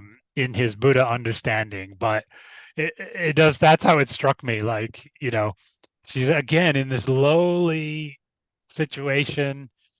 The karmic causes that got her here, both past and in this life, and still she's saying, in this very I beseech you, world honored one, to teach me how to contemplate that land and attain samadhi. Do you know what I mean? Yeah. Just and the world honored one smiled. He just I love smiled. the Like, really? yeah. I Sorry. love Yeah. it in sutras when it says that the Buddha smiled. Yeah. So much in Because it. yeah, just in that one simple phrase, uh the Buddha smiled. And it's interesting is if you see the great classical works of Buddha sculpture, especially I'm thinking of the ones by Unke in the um, probably Heian, early, late, maybe Nara period, but anyway, very early. Um, I remember walking into the temple in Nara. That's the head temple of um, the mind only school, of Buddhism. One of the original early Nara period schools that came to Japan, and there's this little museum, and you walk into it, and right there is the sculpted head of Shakyamuni by Unke. And I remember just being, I mean, my jaw must have like dropped when I saw it. Like I was Yeah. just like, wow. Because the the the compassion and the nature of the Buddha and the kindness and the wisdom it's all there Yeah. in that's what in his smile. And it's not like um a super, like it's not like this I know kind what of you mean. smile, but it's a It's a very subtle, yeah, yeah. it's Yeah. a smile like the Buddha knows some wonderful secret. Yeah. Yeah. And Yeah. that he's It about sees to tell it all you. at once, and It's yeah, just such an including you right amazing. then. So Yeah. so Yeah. whenever I see um and in this sutra, which is interesting, he smiled, and it actually is like a full smile because light comes out of his mouth. So Yeah. this is like, Five colored rays. Yeah. he's not Yeah. just quietly smiling, but he's actually like Yeah. smiling all Yeah. the way. So Yeah. anyway, I just thought that It, was interesting. yeah. It also brought to mind too. I don't know if it's in another sutra, or I'm just thinking of it from a Zen occurrence in the Zen school, but where I don't know if this is true, where the Buddha smiles and somehow just from the smile, that smile, someone asks the right question or is able to know or attains samadhi just from the smile, or do you know what I mean? Hmm. I don't know if there's a sutra like that, or if I'm just thinking of there's definitely a Zen, master that smiles, and then one of his students, the transmission occurs, the Dharma, the Dharma transmission occurs, Satori occurs, and you know what I mean? I think you might be thinking of when the Buddha, um, I think in the Zen tradition, he holds up a flower and nobody knows what he means by it. And one And then smiles. Yeah, yeah. Mahamad Galyayana smiles. Again, the very Yeah, yeah. one featured in this Because smiles. Yeah, he yes, understands what that's the it. Buddha That's means. what I'm. Yeah, yeah. So it's in response he smiles. Yeah, that's must be what I'm thinking of. Yeah, that's that sutra where that occurs. Do you know what sutra that is? That's probably what I'm. It's the beginning of the wordless transmission. That's the tradition in in Zen in Buddhism. Zen. Yeah, I'm not but sure if it's there is. I think there is a transmission where there is either transmission or someone just from the smile of the master yeah, attains, attains, satori, or do you know what I mean? yeah. And the transmission occurs, I would think so that, so. yeah. But anyway, so just that came out too as I was, reading Mm. this. In addition to the smile, the knowing smile of, just how much that contains, but just after she just, I don't know. It's just it was just I just never saw it from that angle before. I always just went along with the drama. If I ever heard this or read this, I was just wrapped up in the drama of it. I wasn't really relating it as much or Yeah. seeing these different nuances of things. So anyway, so the world honored one smiled, and from his mouth came five colored rays of light, each shining. Now, this is interesting. Each shining on King Bimbusara's head. Although the king was confined, with his unhindered mind's eye, he saw the world honored one in the distance. He knew he knelt down in homage to the Buddha and effortlessly made spiritual progress until he reached the stage of the non-returner. So much in this paragraph. So much. First of all, five rays of light contrasted with the five evils. Yeah, five rays of light emanating from a Buddha's mouth contrasted with the five evils of samsaric human activity. Um, and but Yeah. and then but from Vaidehi's request, beseeching and getting at least, I mean, you'd have to say she's at least in, as far in the right attitude of Yeah. humility as she could possibly be at this point. Right. From At this that point. act of sincere beseeching, you know, Hmm. even though it might be a bit grandiose to teach me to contemplate that land and attain samadhi, but at least do you see her request in that frame of mind Hmm. helped the king. Yeah. Yeah. Shakyamuni's response was to the other, was to someone else there as well. Do you see what I mean? So Yeah. as well as helping her, because he's helping the king, he's going to help her. It's helping her. Do you know what I mean? But and so the five rays of light, the light shining on King Bimbisara, he knelt down in homage to the Buddha and effortlessly made progress until he reached the stage of non-returner. Kind of like Amita's merit transference light, bringing us Yeah. effortlessly to the stage of non-retrogression in this life. Pretty amazing. Yeah. Um, and that just that the fact that her question, her response and it's symbolic of this whole thing, opened up all of these avenues to beings. Do you know what I mean? Opened up this whole teaching Yeah, yeah. to By us the way, and the all these events, you know. guess what the actual word um in the sutra is for that effortlessly. That's translated effortlessly. I don't know what. Jinin. Exactly. Exactly. Working, the working of Amida, working without working. True, no practice is true practice. Yeah, No working is true working. Wu Wei, as the Taoists say. pretty Wow. amazing. Yeah, it is. Wow.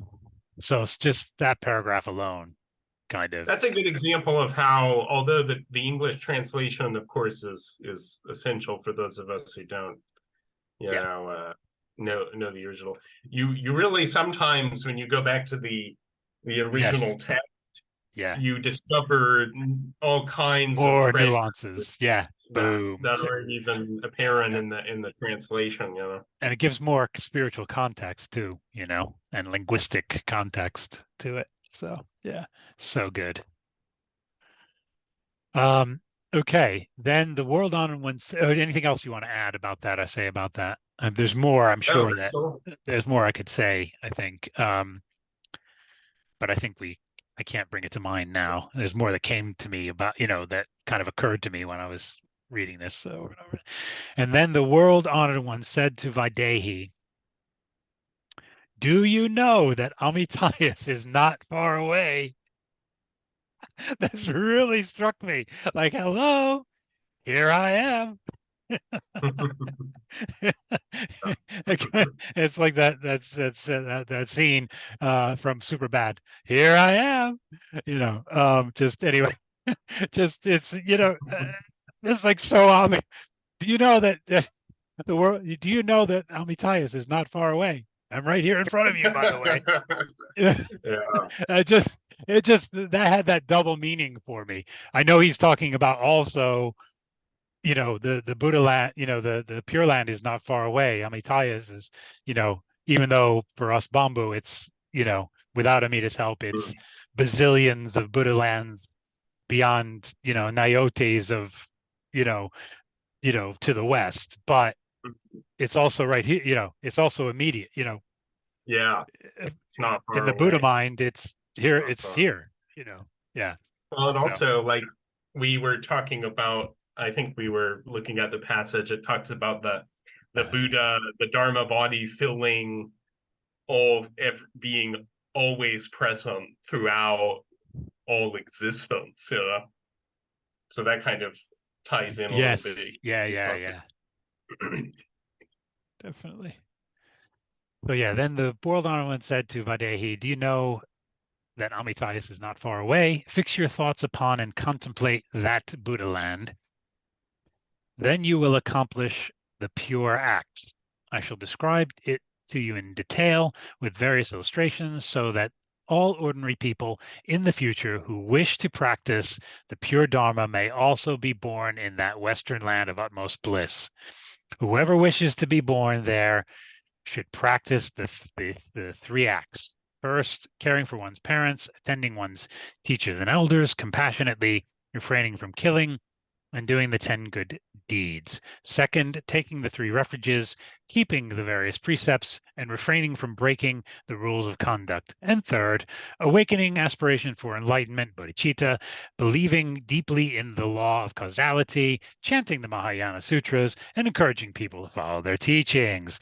These these three are called pure karma. I mean, as you do, you know, as you do. Just these three things, just these three simple things Yeah. uh, that Amida will have to do. Have Amida did as Dharmakara for us, because there's no way, there's no way we could do that. Do you know what I mean? But so I'm seeing it through the, you know, kind of the Jodo Shinshu lens right now. But again, fix your thoughts on the land, then you accomplish pure act. I shall describe you in detail. Oh wait, where's the no, first of all, yeah, so then describe you in detail the illustrations so that all ordinary people in the future who wish to practice pure karma may also be born in the land of almost. So from her question, all this horrible karmic drama, pain, deep suffering, deep sorrow, bitter weeping, humility, being humbled by the weight of it all, and your question in your own bamboo way is now opened up this to so that all ordinary people in the future who wish to practice the pure karma may also be born in the. Do you see what I mean? The importance of that all happening, her asking for help, asking the question, beseeching the help that's opened up, you know what I mean? This whole other avenue of the Dharma.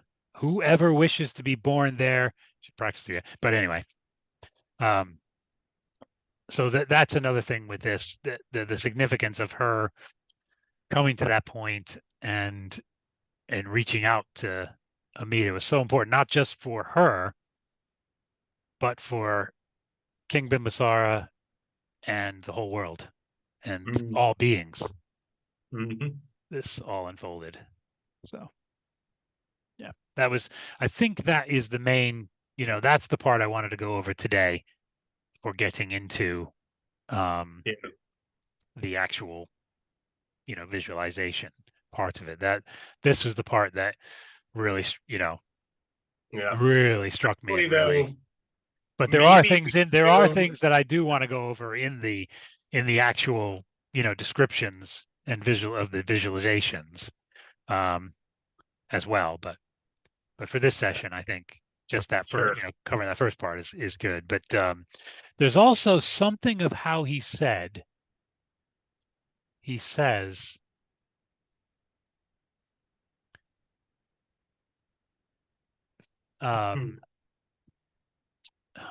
describing details, illustrations. I should try and detail.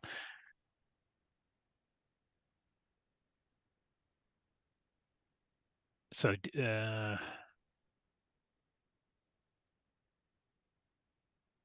oh yeah. Well, let's just read the next part actually, because there's still more that I want to. Yeah, that it came out as I was reading it. Okay, so like I said, this part here, as you do, there's these three simple acts. That's these pure acts. Just do those and contemplate. Anyway, so the Buddha further said to Vaidehi, "Do you know that these acts are the pure karma practiced by all the Buddhas of the past, present, and future as the right cause of enlightenment?" And just the way that's put, practiced by all the Buddhas of the past. Yeah, you kind of would have to be. You kind of would have to be an extraordinary being to practice those three pure acts and be born in a different age than we are. So it's kind of hinting. Do you see what I mean? It feels like a kind of nuanced little hint there that, look, I'm going to show you this, but really, you're not going to really be able to do this. do you see what I mean? I'm going to tell this for the benefit of all beings, but you're really not. They're not going to really be able to do this. Do you see what I mean? A little hint there. Practiced by all the Buddhas of the past. Yeah. It's just a very significant, and that it's separate from the other things, and it's just right there before he gives that context before he goes into this. Do you see what I mean? I think that's a little subtle hint, like way of kind of subtly saying, let's look at your karmic limitations here a bit. Well, in the next couple paragraphs, he says it specifically. So yeah. Oh yeah, exactly. So the Buddha said to, and this is also the Buddha said to Ananda and Vaidehi, listen carefully and ponder deeply. Sounds like what we should be doing with the Jodo Shinshu teachings. Listen carefully. That's what we're being told. There it is right there. Listen carefully twice. and ponder and deeply. ponder Reflect deeply. deeply. Ponder deeply. Reflect deeply, as Shinran did. Shinran Shonen. I, the Tathagata, shall discourse on pure Dharma for the sake of all sentient beings of the future who are afflicted by the enemy, evil passions. It is good. It is very good, Vaidehi, that you have willingly asked me about this. Ananda, you must receive and keep the Buddha's words and widely proclaim them to the multitudes of beings. I, the Tathagata, shall now teach you, Vaidehi, and all sentient beings of the future how to visualize the Western land of utmost bliss. By the power of the Buddha, all will be able to see the Pure Land as clearly as if one is looking at one's own reflection in a bright mirror. By the power of the Buddha. That just, you know, Mhm. just rang out to me. Seeing the utmost beauty and bliss of that land, they will rejoice and immediately attain insight into the arising of all dharmas. Seeing the utmost beauty and bliss of that land, they will rejoice. Again, the rejoicing after listening carefully, pondering deeply, rejoice. They will rejoice and immediately attain insight into the non-arising of all dharmas. The Buddha said to Vaidehi, "You are unenlightened." And so finally, here we go. Now he thinks she's ready now. She's ready for the whole hard cold facts here. You are unenlightened, and so your spiritual powers are weak and obscure. Indeed, indeed, an understatement actually when I apply that to myself. Since you have not attained the divine eye, again, cold hard facts here, you cannot see that which is distant. But the Buddha Tathagatas have special ways to enable you to see afar. Boom. Mhm. Here's the true Buddhism. Here's the true Dharma. Yeah. Where it comes from that direction. It comes from the Buddha And direction. here's something interesting. Couple, I've got my sorry, I'm sort of Yeah, following along yeah, in my Shinshu Seichen here. yeah. Couple interesting things. One is this: you are unenlightened, and so your spiritual powers are weak and obscured. This is so much punchier in the original Oh, because excellent. Yeah, let's hear it. basically the Buddha says, "Nanji wa kore bombu nari," which basically Essentially means uses bamboo. you're a Yes. bamboo. Yes. Say that again. Say it again in Not Japanese. Nanji wa kore bombu nari. And what is that? Give me the kind of It harder means kind of translation of that, the more basically visceral. it means yeah, the nanji is like um it's kind of like he says the same thing when he says um don't you know that Amida isn't far away, basically. It's kind of Okay. like almost an Yeah. exclamation, I Yeah. think. Yeah. Okay. And so nanji wa kore, meaning Queen Videhi, kore bombu nari, which means is a bamboo. You So are a bamboo. You are a basically, we're spiritual dealing with idiot. a bamboo here. We're You're dealing a with a spiritual bamboo. idiot. You're unenlightened. I mean, the Yeah. Even. translation is accurate, Yeah. but the original is a little bit more is Yeah. a little spicier. Exactly. That's good. That's good. I think it's about time that that it got So let's see. Okay, here we go. Here's the truth. Here you go. I think we're you can handle clearly it dealing with a as much bamboo as here. you can handle, but I'm going to give it to you now. Yeah.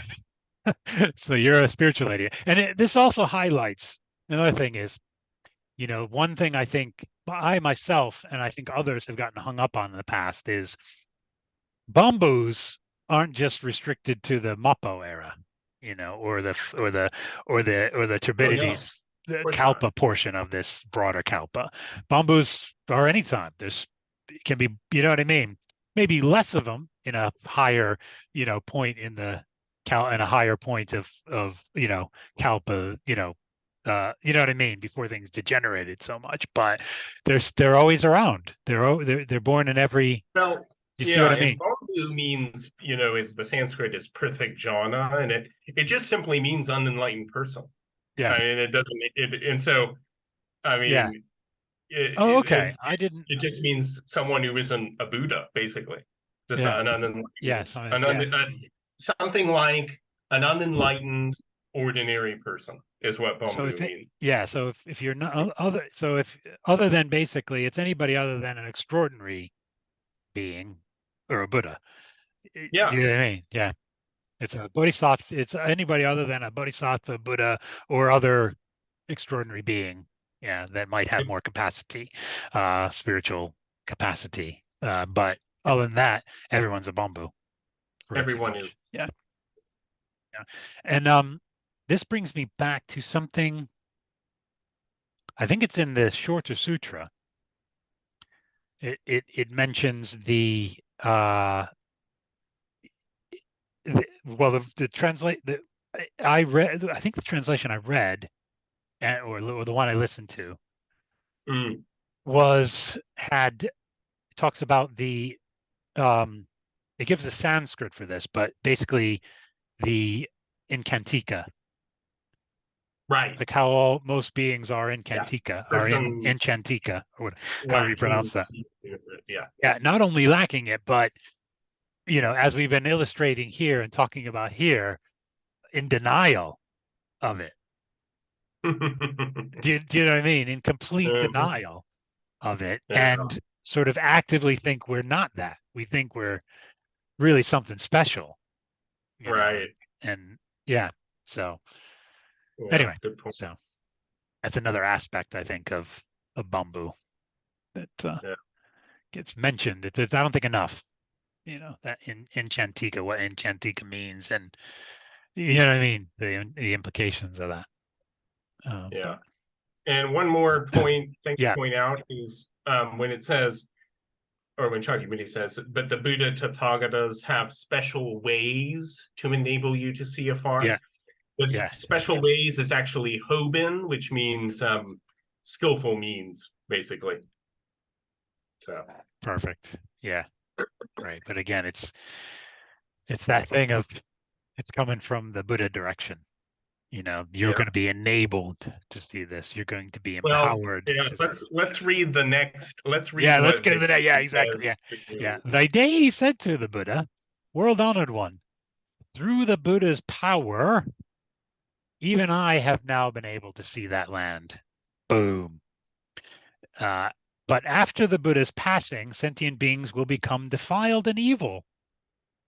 Now, again, forgetting, yeah, so am I. But, but after the Buddha's passing, sentient beings will become defiled and evil and be oppressed by the five kinds of suffering. How then will those beings be able to see the land of utmost bliss of Amitayas?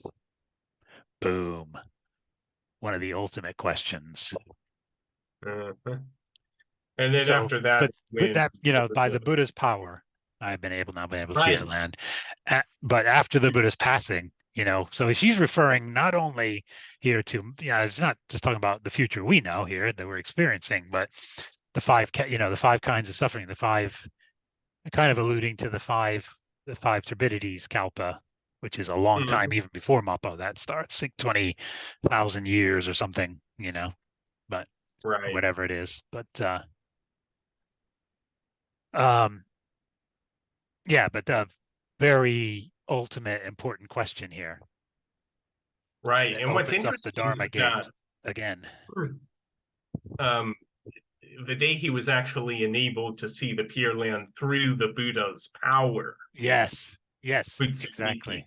the Buddha Yeah, power. that's why I emphasize that. Yeah, Yeah, exactly. Yeah, not because she followed the visualized directions. it. Yeah, not because she did the three pure acts and yeah, Yeah, exactly, through the Buddha's power. And by now finally there's a change in her focus here. There's a yeah, change. There's a change has happened, like that happens with us. But after the Buddha's passing, beings will become defiled and evil and oppressed. So she's thinking of others, not just herself. She's thinking Yeah. of the future, not just in her, in their time after the birth, but the future. She's thinking Right. about all beings. She's starting to. There's been a change here in the Yeah. in that self-centered. Woe is me. Oh, now the Buddha has enabled her with his power to see Yeah. and empowered her to see, and she realizes, oh yeah, I'm an enlightened being. I'm a bamboo. I'm can't really Yeah. do this, I get it and now. all these other beings won't be able to. How are they gonna, you know what I mean? Yeah. And it just opens that, you know, that change in her. I think that was significant too. That hit me, struck me, you know, by this point. After she got the whole, she got there. She got there in the end. After the hard, cold facts were finally stated unequivocally. Ah, yeah, yeah, yeah. That's me. Yeah. On the Contemplation Sutra, I mean, it's immensely important in Pure Land in Jodo Shinshu. Mhm. And in fact, Shantao's commentary, which was mentioned, that the Kang Gyosho is Shantao's commentary on the Contemplation Sutra. And that's where a lot, of Honan and Shinran's thinking on the Pure Land really comes from. So it'll be interesting when you get deeper into the collected works of Shinran, seeing how Shantao addresses a lot of these Yeah. issues that come up. So good Excellent. stuff.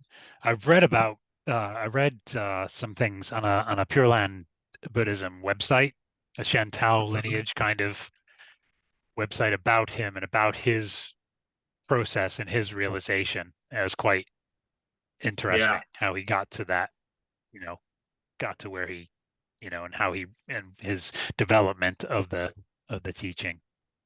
Mm-hmm. But anyway, okay, so anything else on that? Just that paragraph. That like I three think sentence that's it. paragraph. So much in there. So much. Yeah.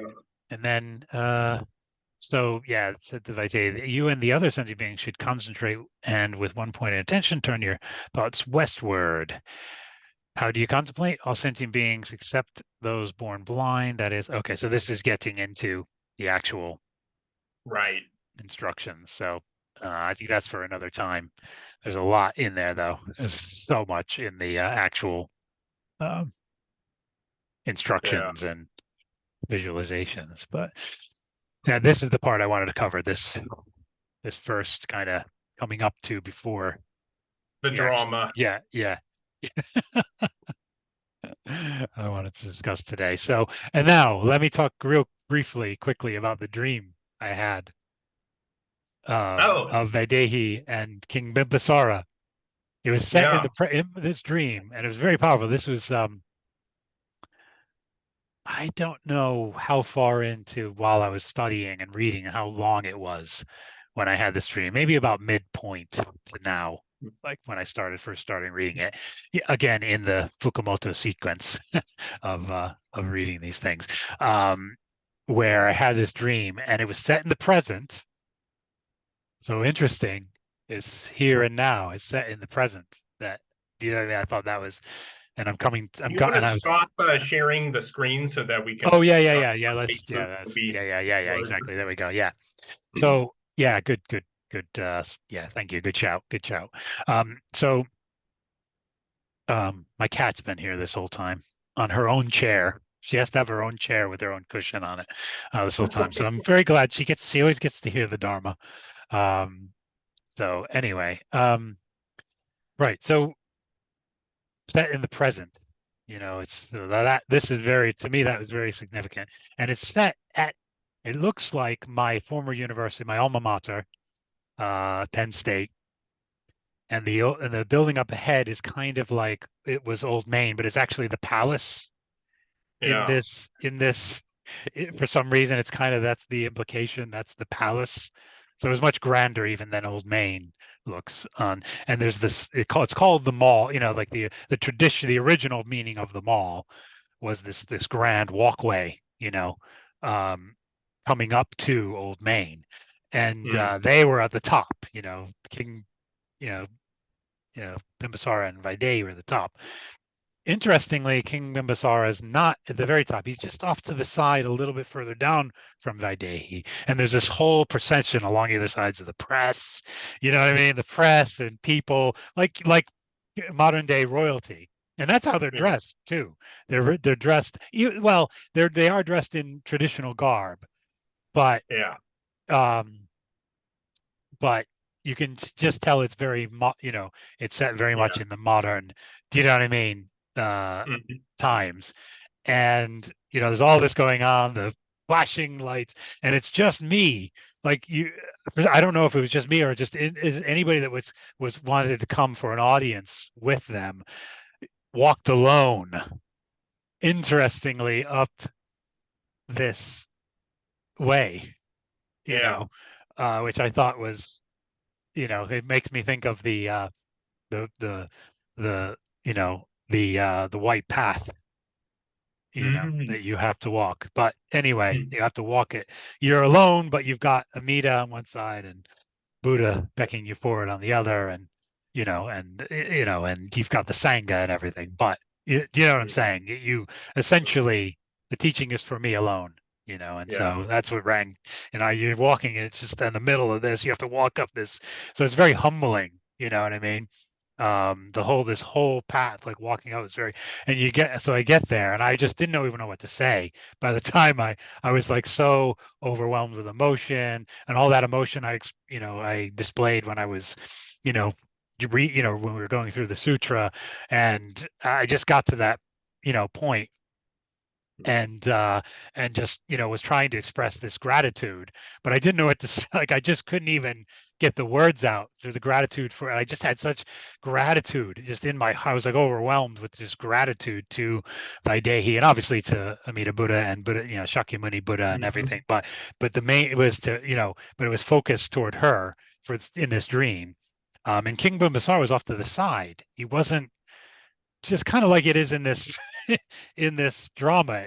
He was over Yeah. here, with his own entourage and things, and she was kind of there, um, alone herself. Actually, there wasn't a big entourage with her behind her, where she was, kind of, um, and she kind of stepped forward to me, like, and just smiled, and that was it. That was my, Wow. and just smiled. That's So that's why amazing. I couldn't wait to when we were talking about the smile, because I just couldn't get the word. I was trying, I was fumbling. Do you know what I mean? It was I was it was everything. It was the emotion, it was the gratitude, it was like, oh my God, this is like, such a significant moment. I was starstruck. I was, you know what I mean? Yeah. Fanboy, it was just all at once, and I couldn't even, kind of like if you go up to try to meet, someone, these actors at a, I'll just say a Star Trek convention, um, and most of them I'm able to have a very personal. I just see them as human beings, but there has been one or two where I was just like, you know what I mean? You know what I mean? Yeah. Yeah. So anyway, anyway, yeah, and then I get past that, but anyway, so it was kind of like that, but just a bigger, and just the fact that it was here, it was in the present, here and Yeah. now, set at my alma mater, like, so this big Yeah. educational institution. Do you know what I mean? Yeah. Like, this is Amida Buddha educating you. This is Amida's light behind all of this with Vaidehi and the whole The drama. Dharma This is classroom. this is the Dharma. Yeah, this is the Dharma light. This is the Dharma education. This is your Dharma university. You're given to you by Amida. You know, so yeah, it was pretty incredible, and that's the third pretty significant dream since I've been pursuing the Jodo Shinshu path that I've had. that was Yeah. very like obviously power. I told you about the one with the Buddha head when you were talking about Mhm. that Buddha head, and the one where it was just I was in a temple and there were monks behind me and there was very little at the altar. There was just nothing there to, except for like I think the words, Yeah. in Sanskrit or something. And I turned around, I'm like, what am I supposed to? And I turned around to the monks behind me, and they just went, and it was a kid. It was a young kid. Like it was an older monk and the kid, really young kid, and the kid just pointed forward. Anyway, so it was just very Yeah. significant. What a So wonderful those are the dream. three. That was Yeah, the thanks third for one. sharing. Yeah, but I think, it sort of reminds me of like, because if you think about it, this drama that we just read and discussed is actually the point at which the Pure Land teaching was sort of revealed to ordinary people, right? yeah, And that's yeah, what Shinron says in the very first part of Kyogyo Shinsho, when the time had come for the Pure Land teaching to be revealed.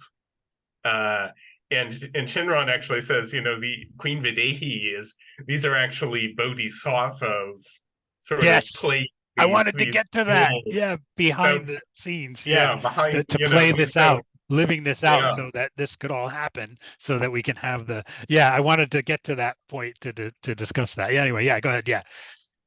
So the fact that in your dream you actually got to sort of meet Vaidehi as the bodhisattva, Yeah. kind of Yeah. behind in the Exactly. in the role, so to speak, Yes. which I think is Yes. really cool. That's pretty Yeah. cool. I'm so I was blown away when I woke up and realized what had just happened. Um, it was yeah, that it's obviously made an impression Mm, and stayed with me.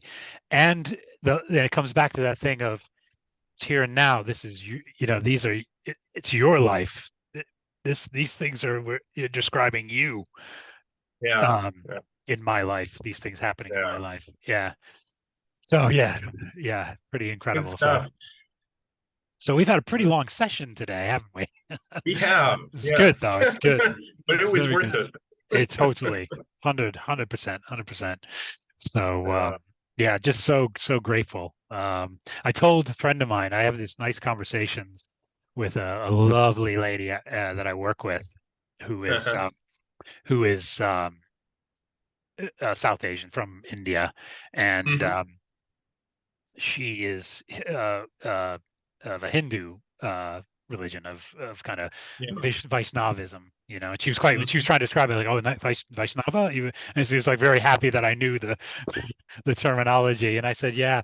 I said I'm very aware, very familiar, and have explored that. And I talked about there's a slight, I talked about bhakti and how, even yeah, though it's a very different thing, there's that. I feel like there's a kinship with Pure Land Buddhism, kind of in a way.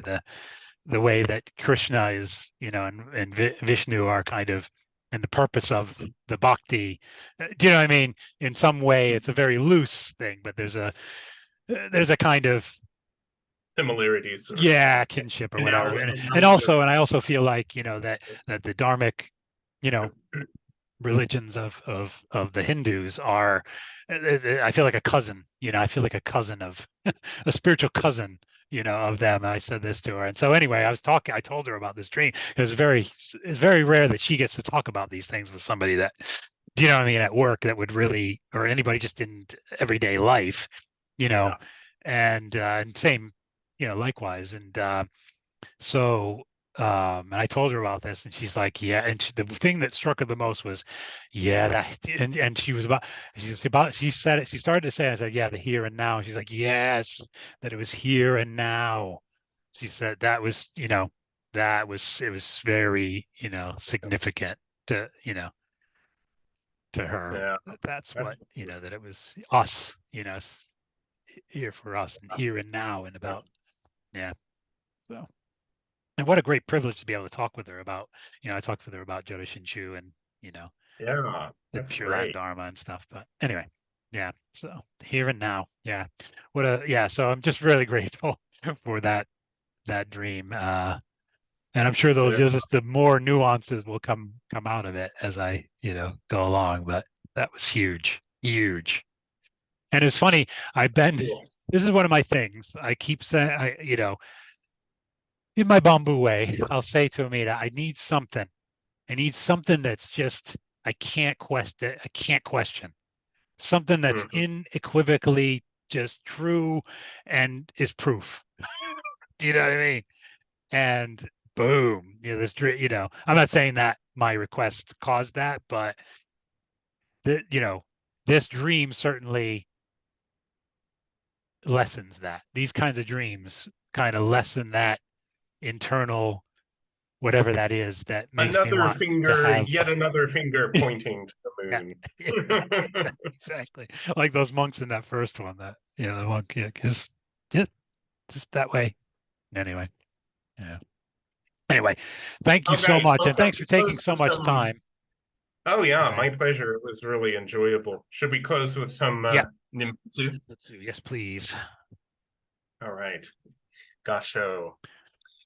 Namo Amida Butsu. Minabutsu, Namo Namo Amida Amida Butsu. Butsu, Namo Amida Namo Butsu. Amida Butsu, Namanda, Naman. Nabuts, Namanda, Naman. Namanda, Namanda, Namanda. Naman. All right. Well, Yes. we will meet again at some Hopefully point in the next week. hopefully Oh wait, next week might be approximately should difficult. work. Actually, next week will be difficult for me on Sunday because I'm Okay. traveling. Yeah, That's the no day I'm worries. actually going by coach to so it might need to be the following week Sure. after I'm That back works because I for come me. back on the Saturday. So that Sunday I hopefully should be okay. But we'll stay in touch Okay. in the Yeah, meantime. definitely.